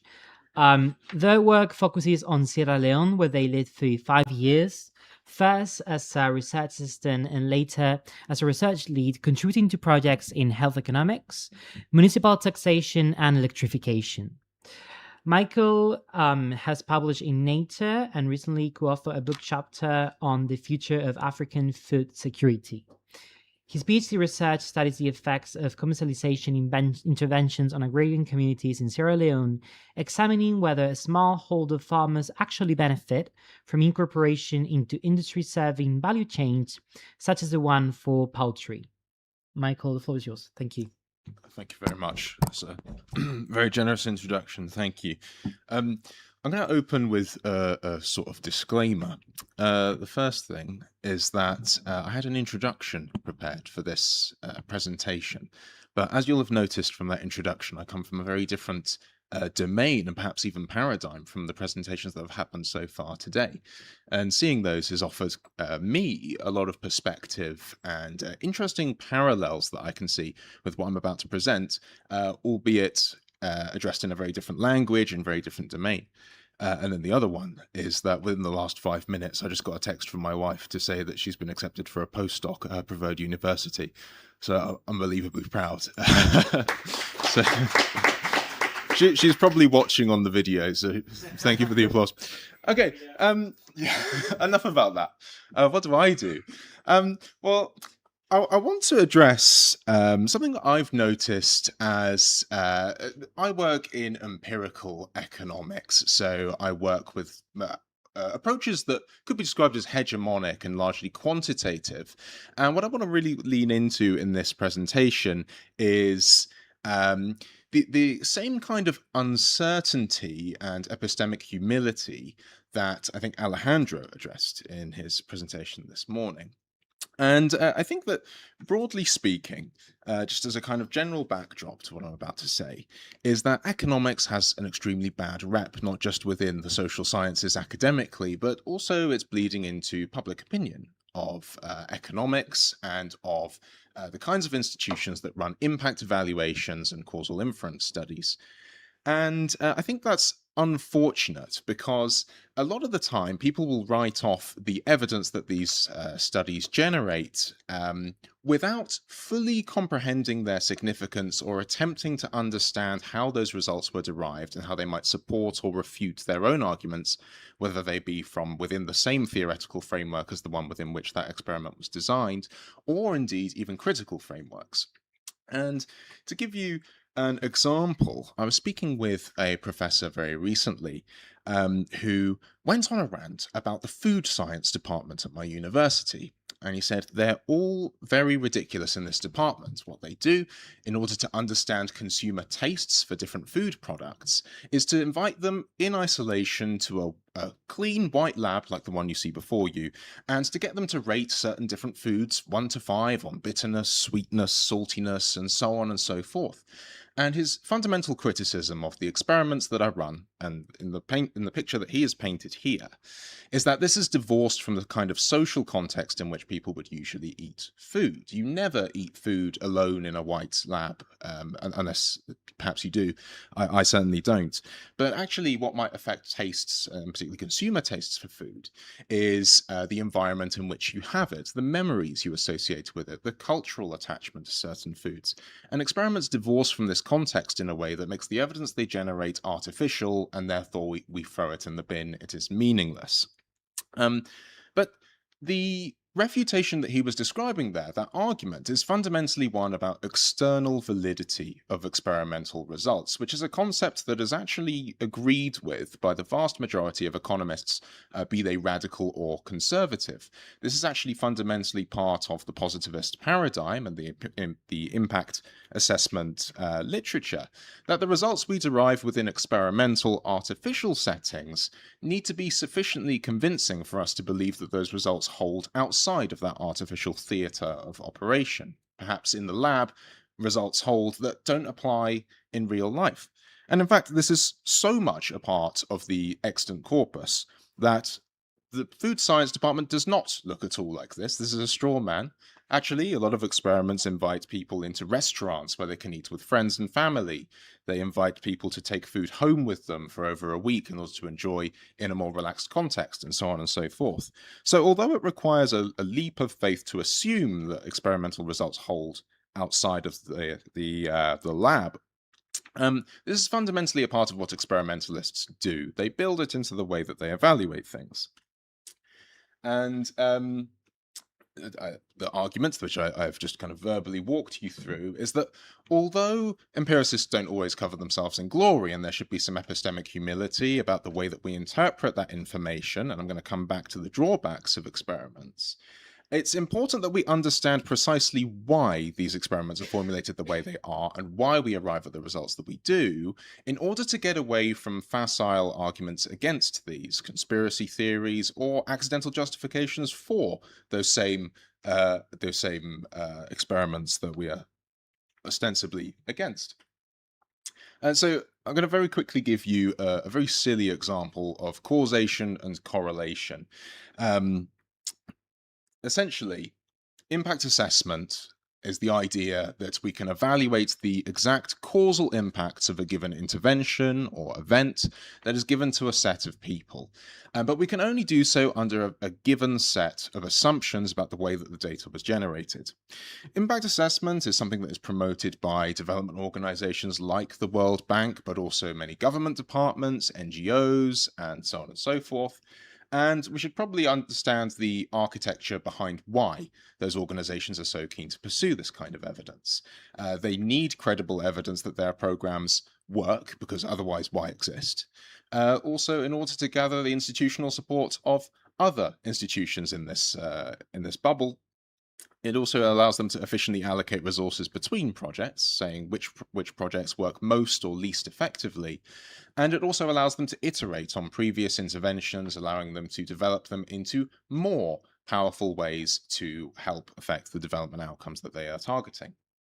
And of course, the cheap cost of data and data analysis software has allowed this to happen. This is a very recent phenomenon over the last few decades. But it is not as simple as collecting the data and comparing averages.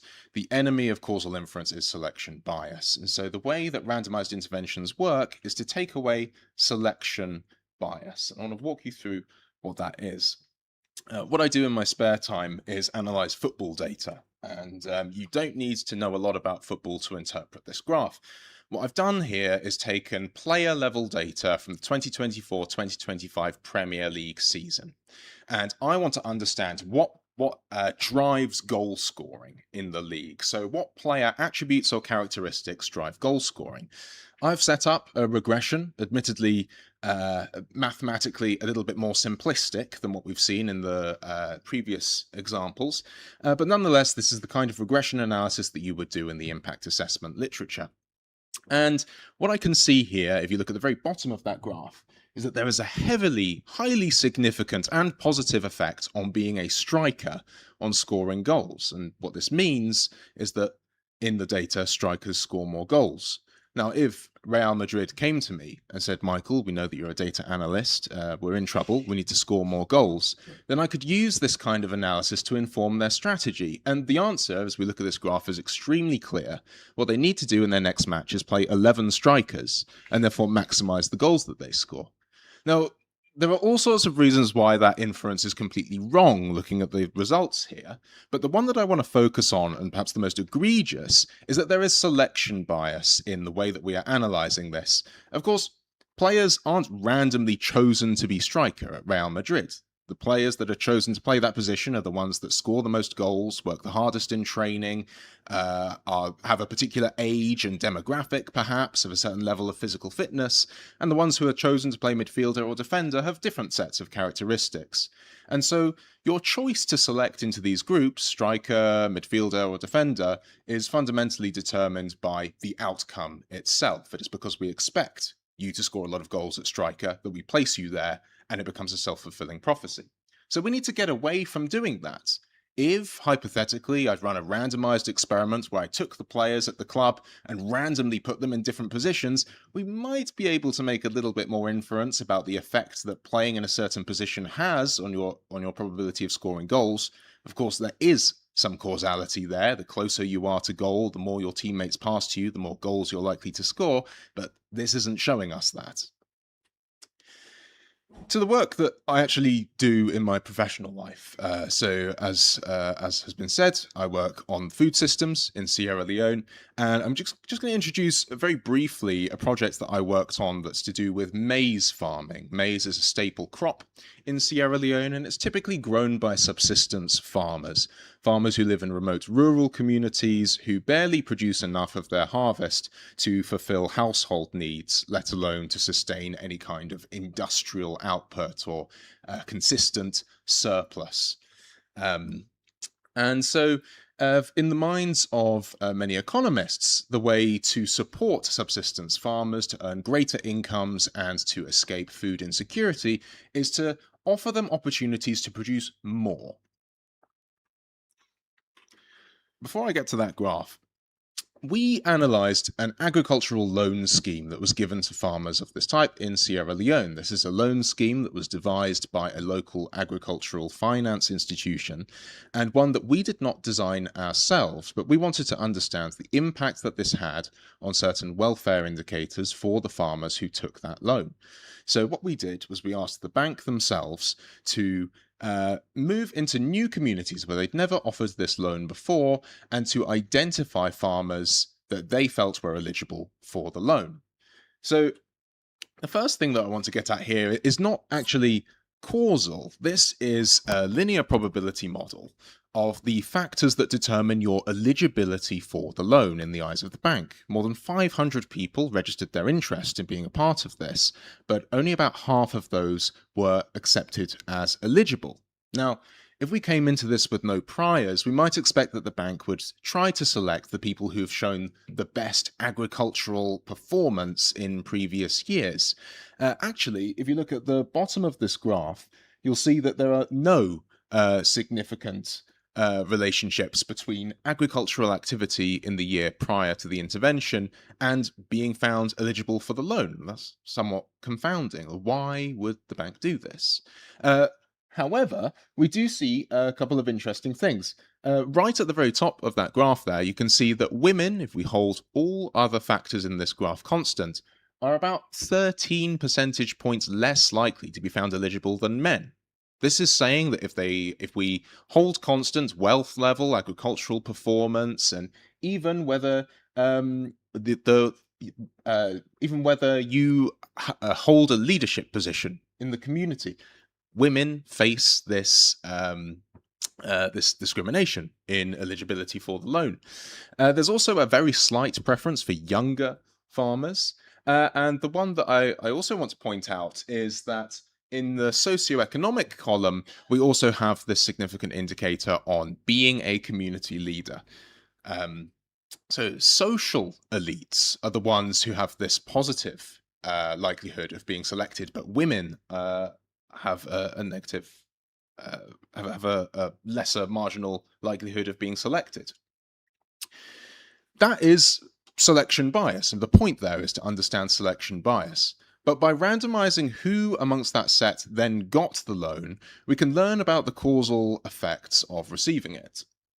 And so I'm going to very quickly run through these results, because the results themselves are not really the point. And I've also been told I've got 3 minutes left. So receiving the loan makes you much more likely to farm maize, to take agricultural loans in future seasons, and also to use all kinds of high productivity inputs that are ordinarily unavailable for farmers in this context. Fertilizer, improved variety seeds, and also tractorization services, absolutely unheard of, except if provided through this loan. The other thing that we noticed was that people who received the loan managed to double the amount of land that they farmed on, from a low level of about 2 acres, what we've got here at Control and Control, 1.5 acres of land, to far closer, about 5 acres of land. So a huge increase in the amount of land being farmed, but then on that land, the amount of maize they were able to produce per acre was actually, if anything, slightly less than what control farmers or farmers who did not receive the loan were able to produce. What this eventually amounted to was a large increase in the value of their maize harvest. So from a baseline of about $130, they increased that to about $300, which constitutes about 5 months' salary in the capital, Freetown, and far more than that in the rural areas where this project was conducted. So clearly, offering this loan scheme allowed farmers to produce more maize and to derive more value from their agricultural activity. The issue is in this graph. So this is a graph, very simple bar chart, of the average value of the harvest in control, people who didn't get the loan, and treatment, people who did. And you can see that in control, it's about $250. In treatment, it's about $400 in total. At the very top of that graph, you have this dotted line at the 1,000 mark. And the reason that line is there is because that is the actual value paid for the inputs that were given to those farmers. So although we see this explosive growth in the maize harvested by farmers, in this experimental setting, was this intervention at all sustainable? Not at all, because the value of what was given to those farmers far outweighed what benefits they were able to derive from the loan. To be clear, in this experimental setting, we've got an artificial setting where these were provided free of cost to farmers, but the long-term viability of this strategy can be called into question. And it doesn't matter what academic camp you belong to, that is a really important factor in determining your approach to evaluating this intervention. So, did that intervention work? Well, yes, in the sense that it did allow these farmers to grow their maize harvests and to use the kinds of high productivity inputs that they haven't used in the past. But in a really important way, it also very much didn't. How would this shape up in a natural context and not in one that was artificially guaranteed by a university? In all likelihood, if we recommended precisely this intervention, it would actually get farmers into debt rather than allowing them to scale up and escape poverty. So here is the rub with this very particular context. For economists who have this impact assessment epistemology, they understand what happened here as a set of production constraints that were removed to subsistence farmers and that therefore allowed them to have this doubling of maize harvest. The takeaway from this is that although the intervention cost more than the benefits, what ought to happen is to tweak that intervention in future in order to ensure that farmers continue to receive benefits, but the cost of delivering that implementation goes down. For people from a very different camp, for critical political economists, you start from a very different set of analytical categories like power, class, and social differentiation that are much harder to capture within this framework, but also just irreconcilable with the kind of categories that economists are interested in, like food security and wealth. You might look at that within a critical framework and say that this relationship between the bank and the farmers receiving the intervention inherently it creates this unequal power relation and this tendency towards exploitation, which is precisely what we could see if this intervention were introduced wider scale outside of the confines of experiments. So in both of those interpretations, this is vital evidence for understanding something. But in order to be able to interpret that information, what we need to have is a grander theoretical worldview. And our ability to make inferences from this kind of work is reliant on theory grounded in expert domain knowledge and qualitative research. So ultimately, what I would like to conclude on is that these purely mathematical models can generate evidence that is extremely important, just the same as the food science experiments that I was talking about at the start. The problem is that they give you very little in isolation. They contribute evidence to a wider corpus of knowledge that must include qualitative and other forms of a kind of theoretical information. And our choices about how to structure these experiments and our choices about how to interpret them are fundamentally determined by those things. I'm going to conclude there a little bit over time.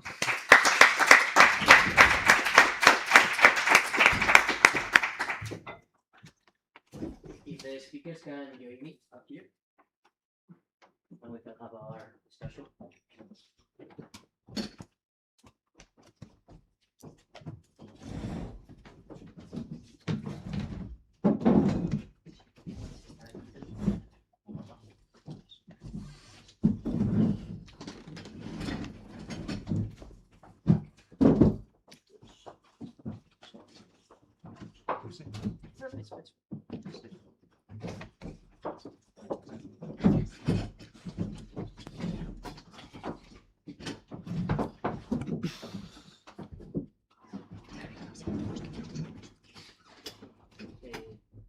Can you pass the mic? Yeah.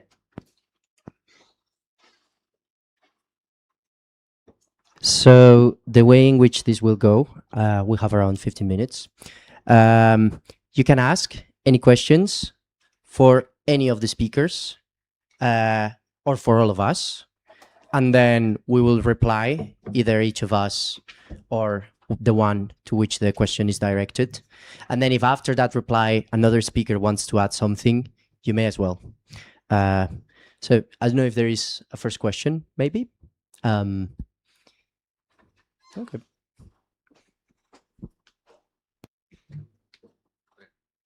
Yeah, thanks everyone. Super interesting set of presentations. I have a question for Paulo and Alberto, and it's something that you already pointed out in the conclusion, but I was interested to know more about it. While you were going through the 3 categories or these different narratives and so on, and you were talking about these ideological narratives, my question to the presentation was, how do you describe or categorize a narrative as ideological without making an ideological inference yourself? So basically, the act of saying that something is ideological is intrinsically ideological. I mean, I don't want to go full CSEC on this, but I think that you mentioned this issue in the presentation, and you were talking about this human in the loop approach and so on. So I was interested in knowing about how have you been dealing with this issue, and to which extent do you include a human, what does it add, and whether you are open about the kind of categorizations that you use. Yeah, thank you. Go. Thank you. The approach is very, I mean, we have a lot of uncertainty in the tackling of these narratives. We get a lot of results from the LLM. So we kind of have to go to kind of a formal differentiation between the types of narratives. So we, I mean, when we were doing the human annotation, we were kind of searching. We realized that we were searching these 2 kind of types of narratives. If we came to a very general assertion, we tend to modify it so that it can mirror some core idea that we know from our life, from our study, that is in the society. And the other way, the episodic narrative, it's more like a concrete manifestation of a core idea also, but it has some concrete actors and some concrete places, a concrete event. So it's just like this differentiation. We don't add too much to the narratives when we are annotating them, but we kind of found ourselves making this distinction and the differentiation between the ideological narrative and the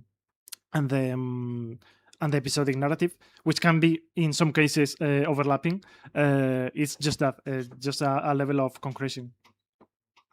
I would add that these are obviously ideal categories that mostly only exist in our minds. Yeah.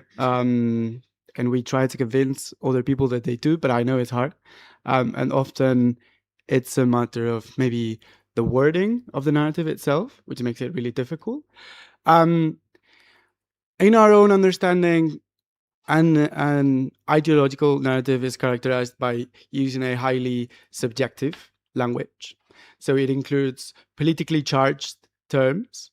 It's usually something that you would be kind of maybe shocked to find online, because it would be something like, immigrants are dangerous, or immigrants are violent. So you don't usually find those narratives overtly expressed online. You usually find the specific events they try, like, someone like raped someone, or that type of narratives. And on the other hand, episodic narratives or arc narratives show they include claims that are connected with each other, right? So, for example, in the narrative stating that authorities were hiding the real number of the real death toll during the floods in Valencia, there was this connected set of events that started from this parking in a commercial in a mall being filled with cars. Then there's police reports or random people saying that the police were someone had seen trucks full of coffins being driven out from the parking. People were labeling cars, people dead in cars, as accidents, as like traffic accidents rather than death from the corpse. So there was this logical connection between the different events, right? Whereas ideological narratives are usually unconnected events who just have in common a worldview that is usually also atemporal. So it's not like limited to a specific time range. We think both are useful things to work, but they need to be somehow like distinguished because they offer different types of explanatory devices. Like overall narratives just try, as Alberto said at the beginning of the presentation, they simplify complex realities. That's what they do, but they can do this in many different ways.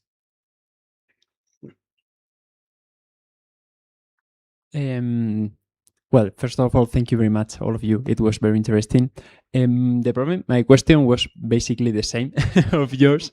I was thinking during your presentation about the difference of the typology of the narratives, and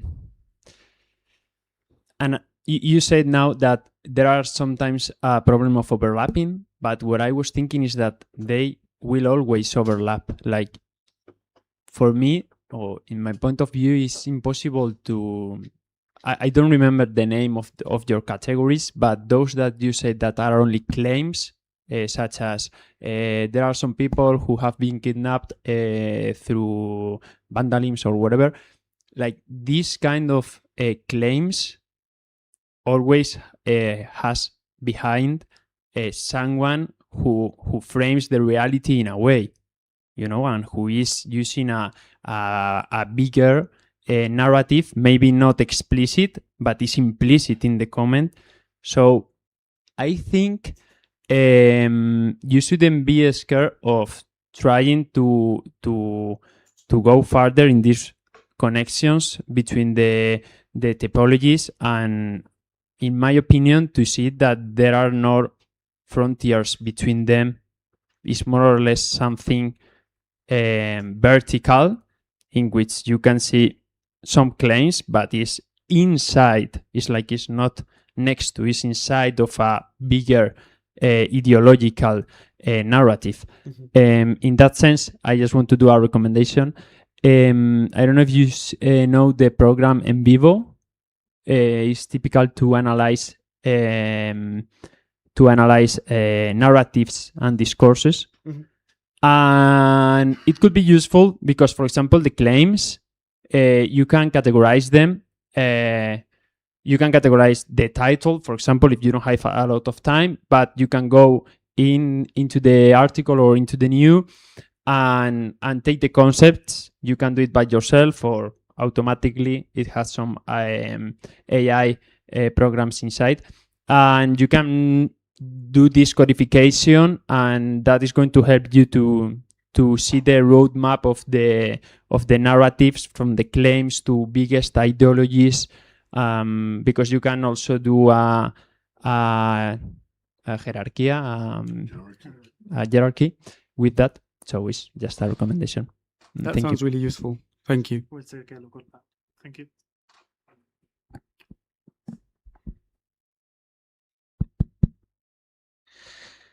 Thank you so much to all the speakers, of course.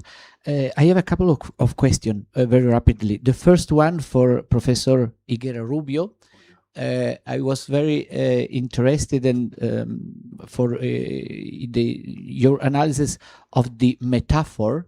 I mean, what do you think about the possibility to understand and explain inside the argumentative text, such as, for example, the medieval philosophic ones, the quantity of passages where the author, instead of using an argumentation, introduces a extra argumentative element. I mean metaphor, but also proverbs, poetic literacy, and so on. So this is a difficulty in order to find a suitable model for automatic reading and interpretation. And the second question is for Pablo and Alberto. Very interesting your paper. In the first part of the presentation, you quoted fiable sentences from media in relationship to the narrative. With respect to the narrative, for example, Spanish has a very interesting word, which is relato, etymologically connected with the personal report of a single story or event. Nevertheless, I was quite surprised because nor in your paper, neither in the debate, came out a word that, in my opinion, is extremely connected with the problem, which is the word authority. Authority, not in the meaning of superimposing power, but in the etymological meaning of agency of the author. What do you think about the relationship between narrative and all its biases and the concept of author? Or maybe, in your opinion, this word, this concept, is too much archaic to be useful for our investigation? Thank you. Thank you very much for this question. Basically, metaphors have different uses. Rhetoric, you have literary or poetic uses, but you have other uses in philosophical texts is around sophismata, or how you coined sophismas, yes, sophism. And the idea is you should introduce to the model the different figures of the sophism, no, that in philosophy use like metaphor. For example, when you use this, is very known, this metaphor used even by Kripke in the 70s about how you name Venus at the start of the morning or the start of the sunshine or the sunset, but it's the same. No, the reference is the same, but you have different names. Maybe it's just a metaphor, but it's interesting how the philosophers use different senses, the semantic interpretation of terms, to launch proposals or arguments as examples of error, or maybe an examples of the right way of thinking. But this is the idea is introduce the models this uses, the embedding of the text, a good marked labels in order to keep the different uses of language, because we have in contemporary philosophy the use of metaphors. It's very curious, very challenging, but it's important to introduce the model to these uses. In the daily life, in the day-to-day life, you have other uses of metaphor. For example, when you get a train, it is completely a metaphor, but everyone accepts this metaphor in as argumentation of what I'll doing, or no, in the future or immediately to get to some place. And the idea is to introduce this through the text, but even in the daily life reflection and arguments that maybe we don't completely aware about it. Thank you for this question. Regarding your comment on the agency, I think agents and authors and are central part of all the analysis that we do, both in the dimension of what is being said, but also in the dimension of who says it and where are these narratives circulating. So in the dimension of what is being said, lo enunciado, no, in the things that the content of the narratives, we often frame both narratives and claims as someone does something. That is our pseudo-syntactical plantilla, right? Like that's our mode. That's a layout exactly that we try to apply to everything. And we've been surprised by how many relatos can be framed in that sense. Someone, usually a third actor, is behind some coordinated action. And with that very simple narratology layout, we can embed all kinds of statements about geopolitics, health, social dilemmas of all kinds. And then on the dimension of the enunciation,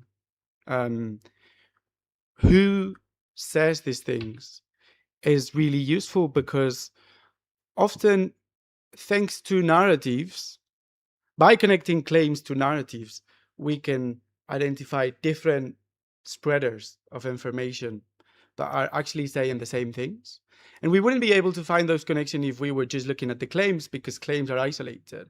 But when we, for example, have all the claims that say that, I don't know, like renewable energies are destroying our land, when we have all those claims connected, we can then identify who is sharing that narrative. And that's really valuable for us, because we can find communities, digital communities, that share the same narratives. They don't share the same posts, they don't retweet each other, but they talk about the same topics. And that is something that is enabled through narratives, right? Yeah. I was also thinking about that there is indeed a lack of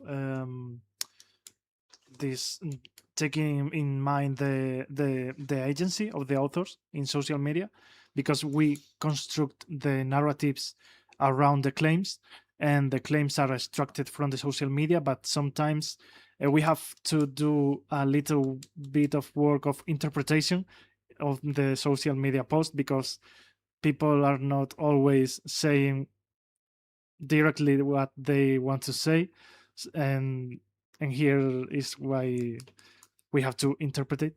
But because we can't do fact checking of a thing that is not being said, this is a problem in our methodology, and we are trying to advance in this way. We do not think that the author doesn't matter. We think the author matter, and in the FIMI campaigns, the author is very important. But let's suppose an example. The climate change is expensive. This is a very general claim that we can find in social media, and it's not the same if we hear it from a conspiracy theorist than from a person that work with solutions on climate change. So I think this is a challenge that we have, and we have to move to the author and to the spreader. I think we have time for one final question. Alejandro here, if you can get the mic. Thank you. Thank you for your presentations. They were all great, and I really like them. I have a question for Juan and another one for Michael. Juan, you used AI a lot.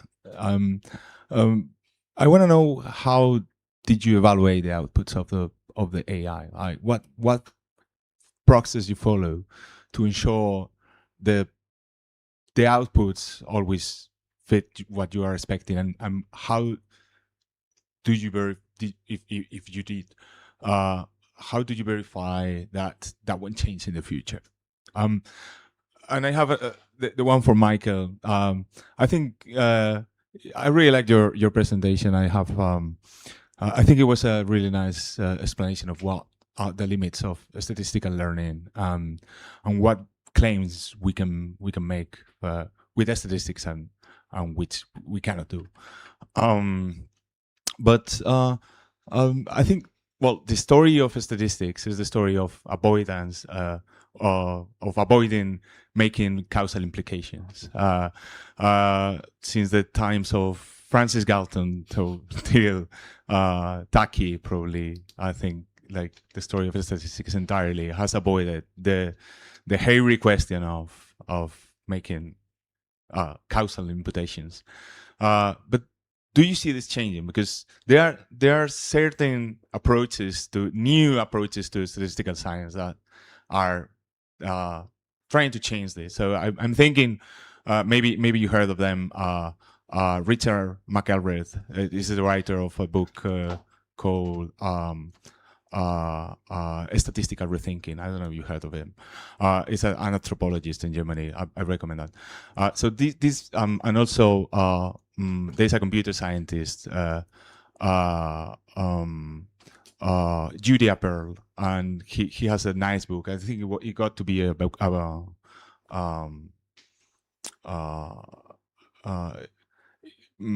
it got to be quite famous a few years ago.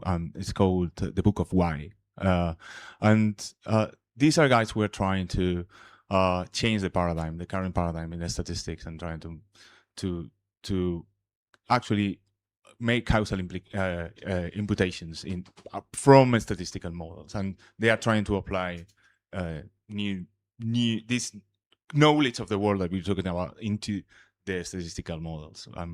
So, what's your opinion on that? What do you think, or do you have any new perspectives of how to fix the problem that you saw? That's it. Thank you.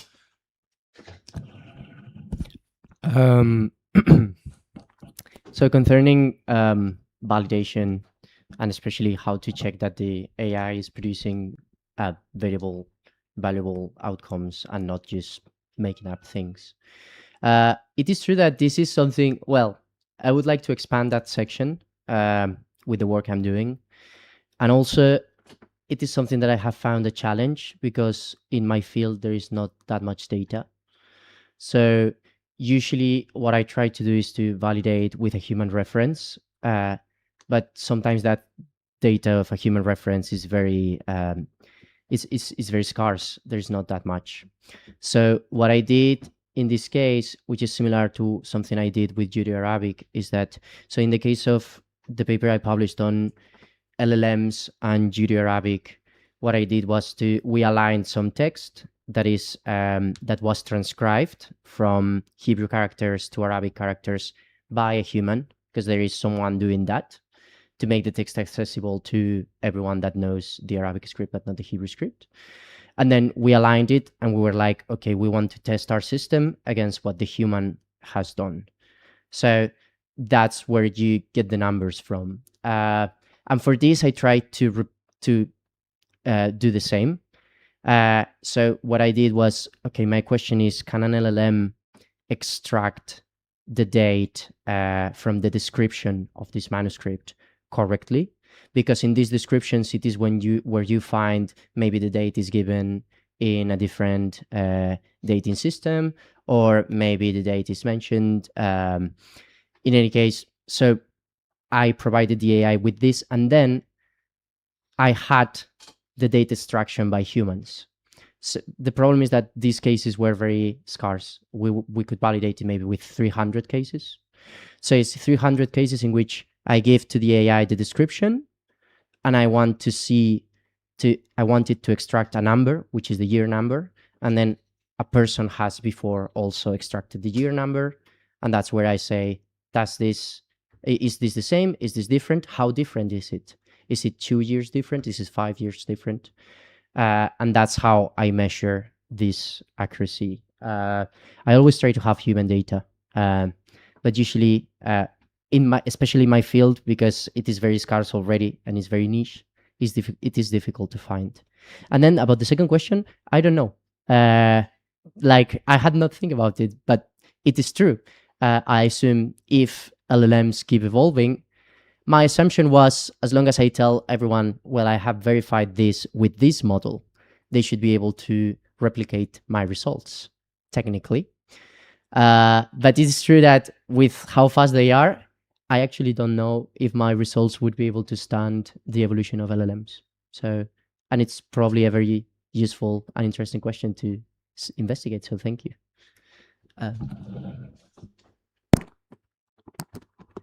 Hi, thank you very much. Again, very interesting question, and thank you for your comments.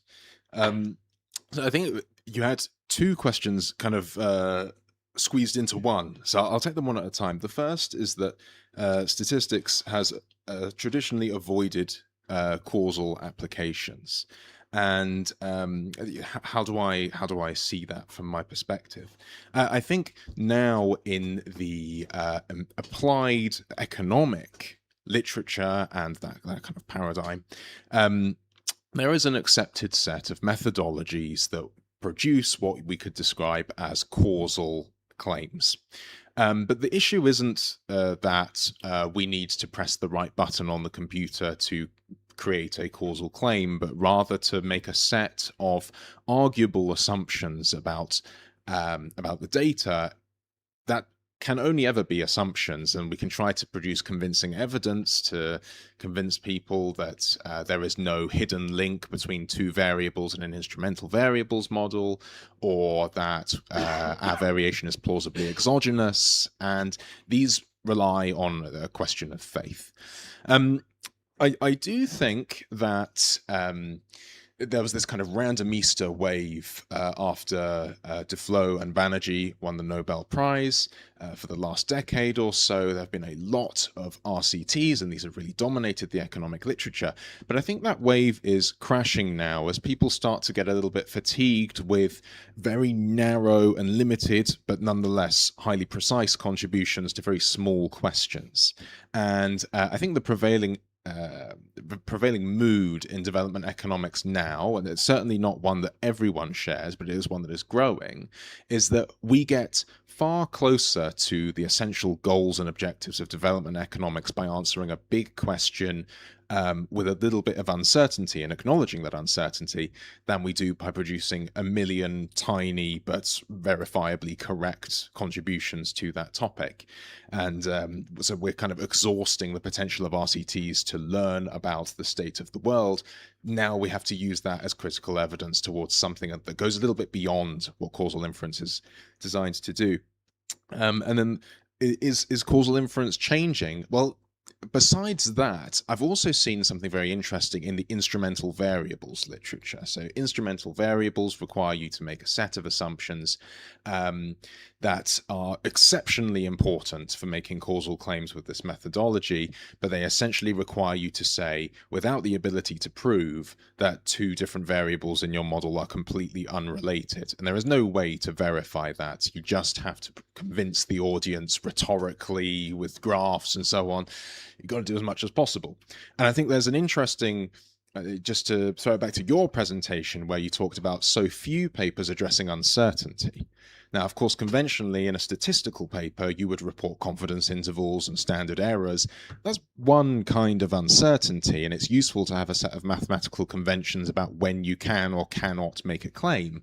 But I think there's another kind of uncertainty, which is about actually applying those causal estimates to understanding the world. There is a leap between the number and the significant stars on the page and what theory that justifies. Actually, that still requires your own interpretation and so on and so forth. So uncertainty about what that effect means is different from uncertainty about whether that effect really existed within your model. Well, thank you very much. Please join me for an applause for all the speakers.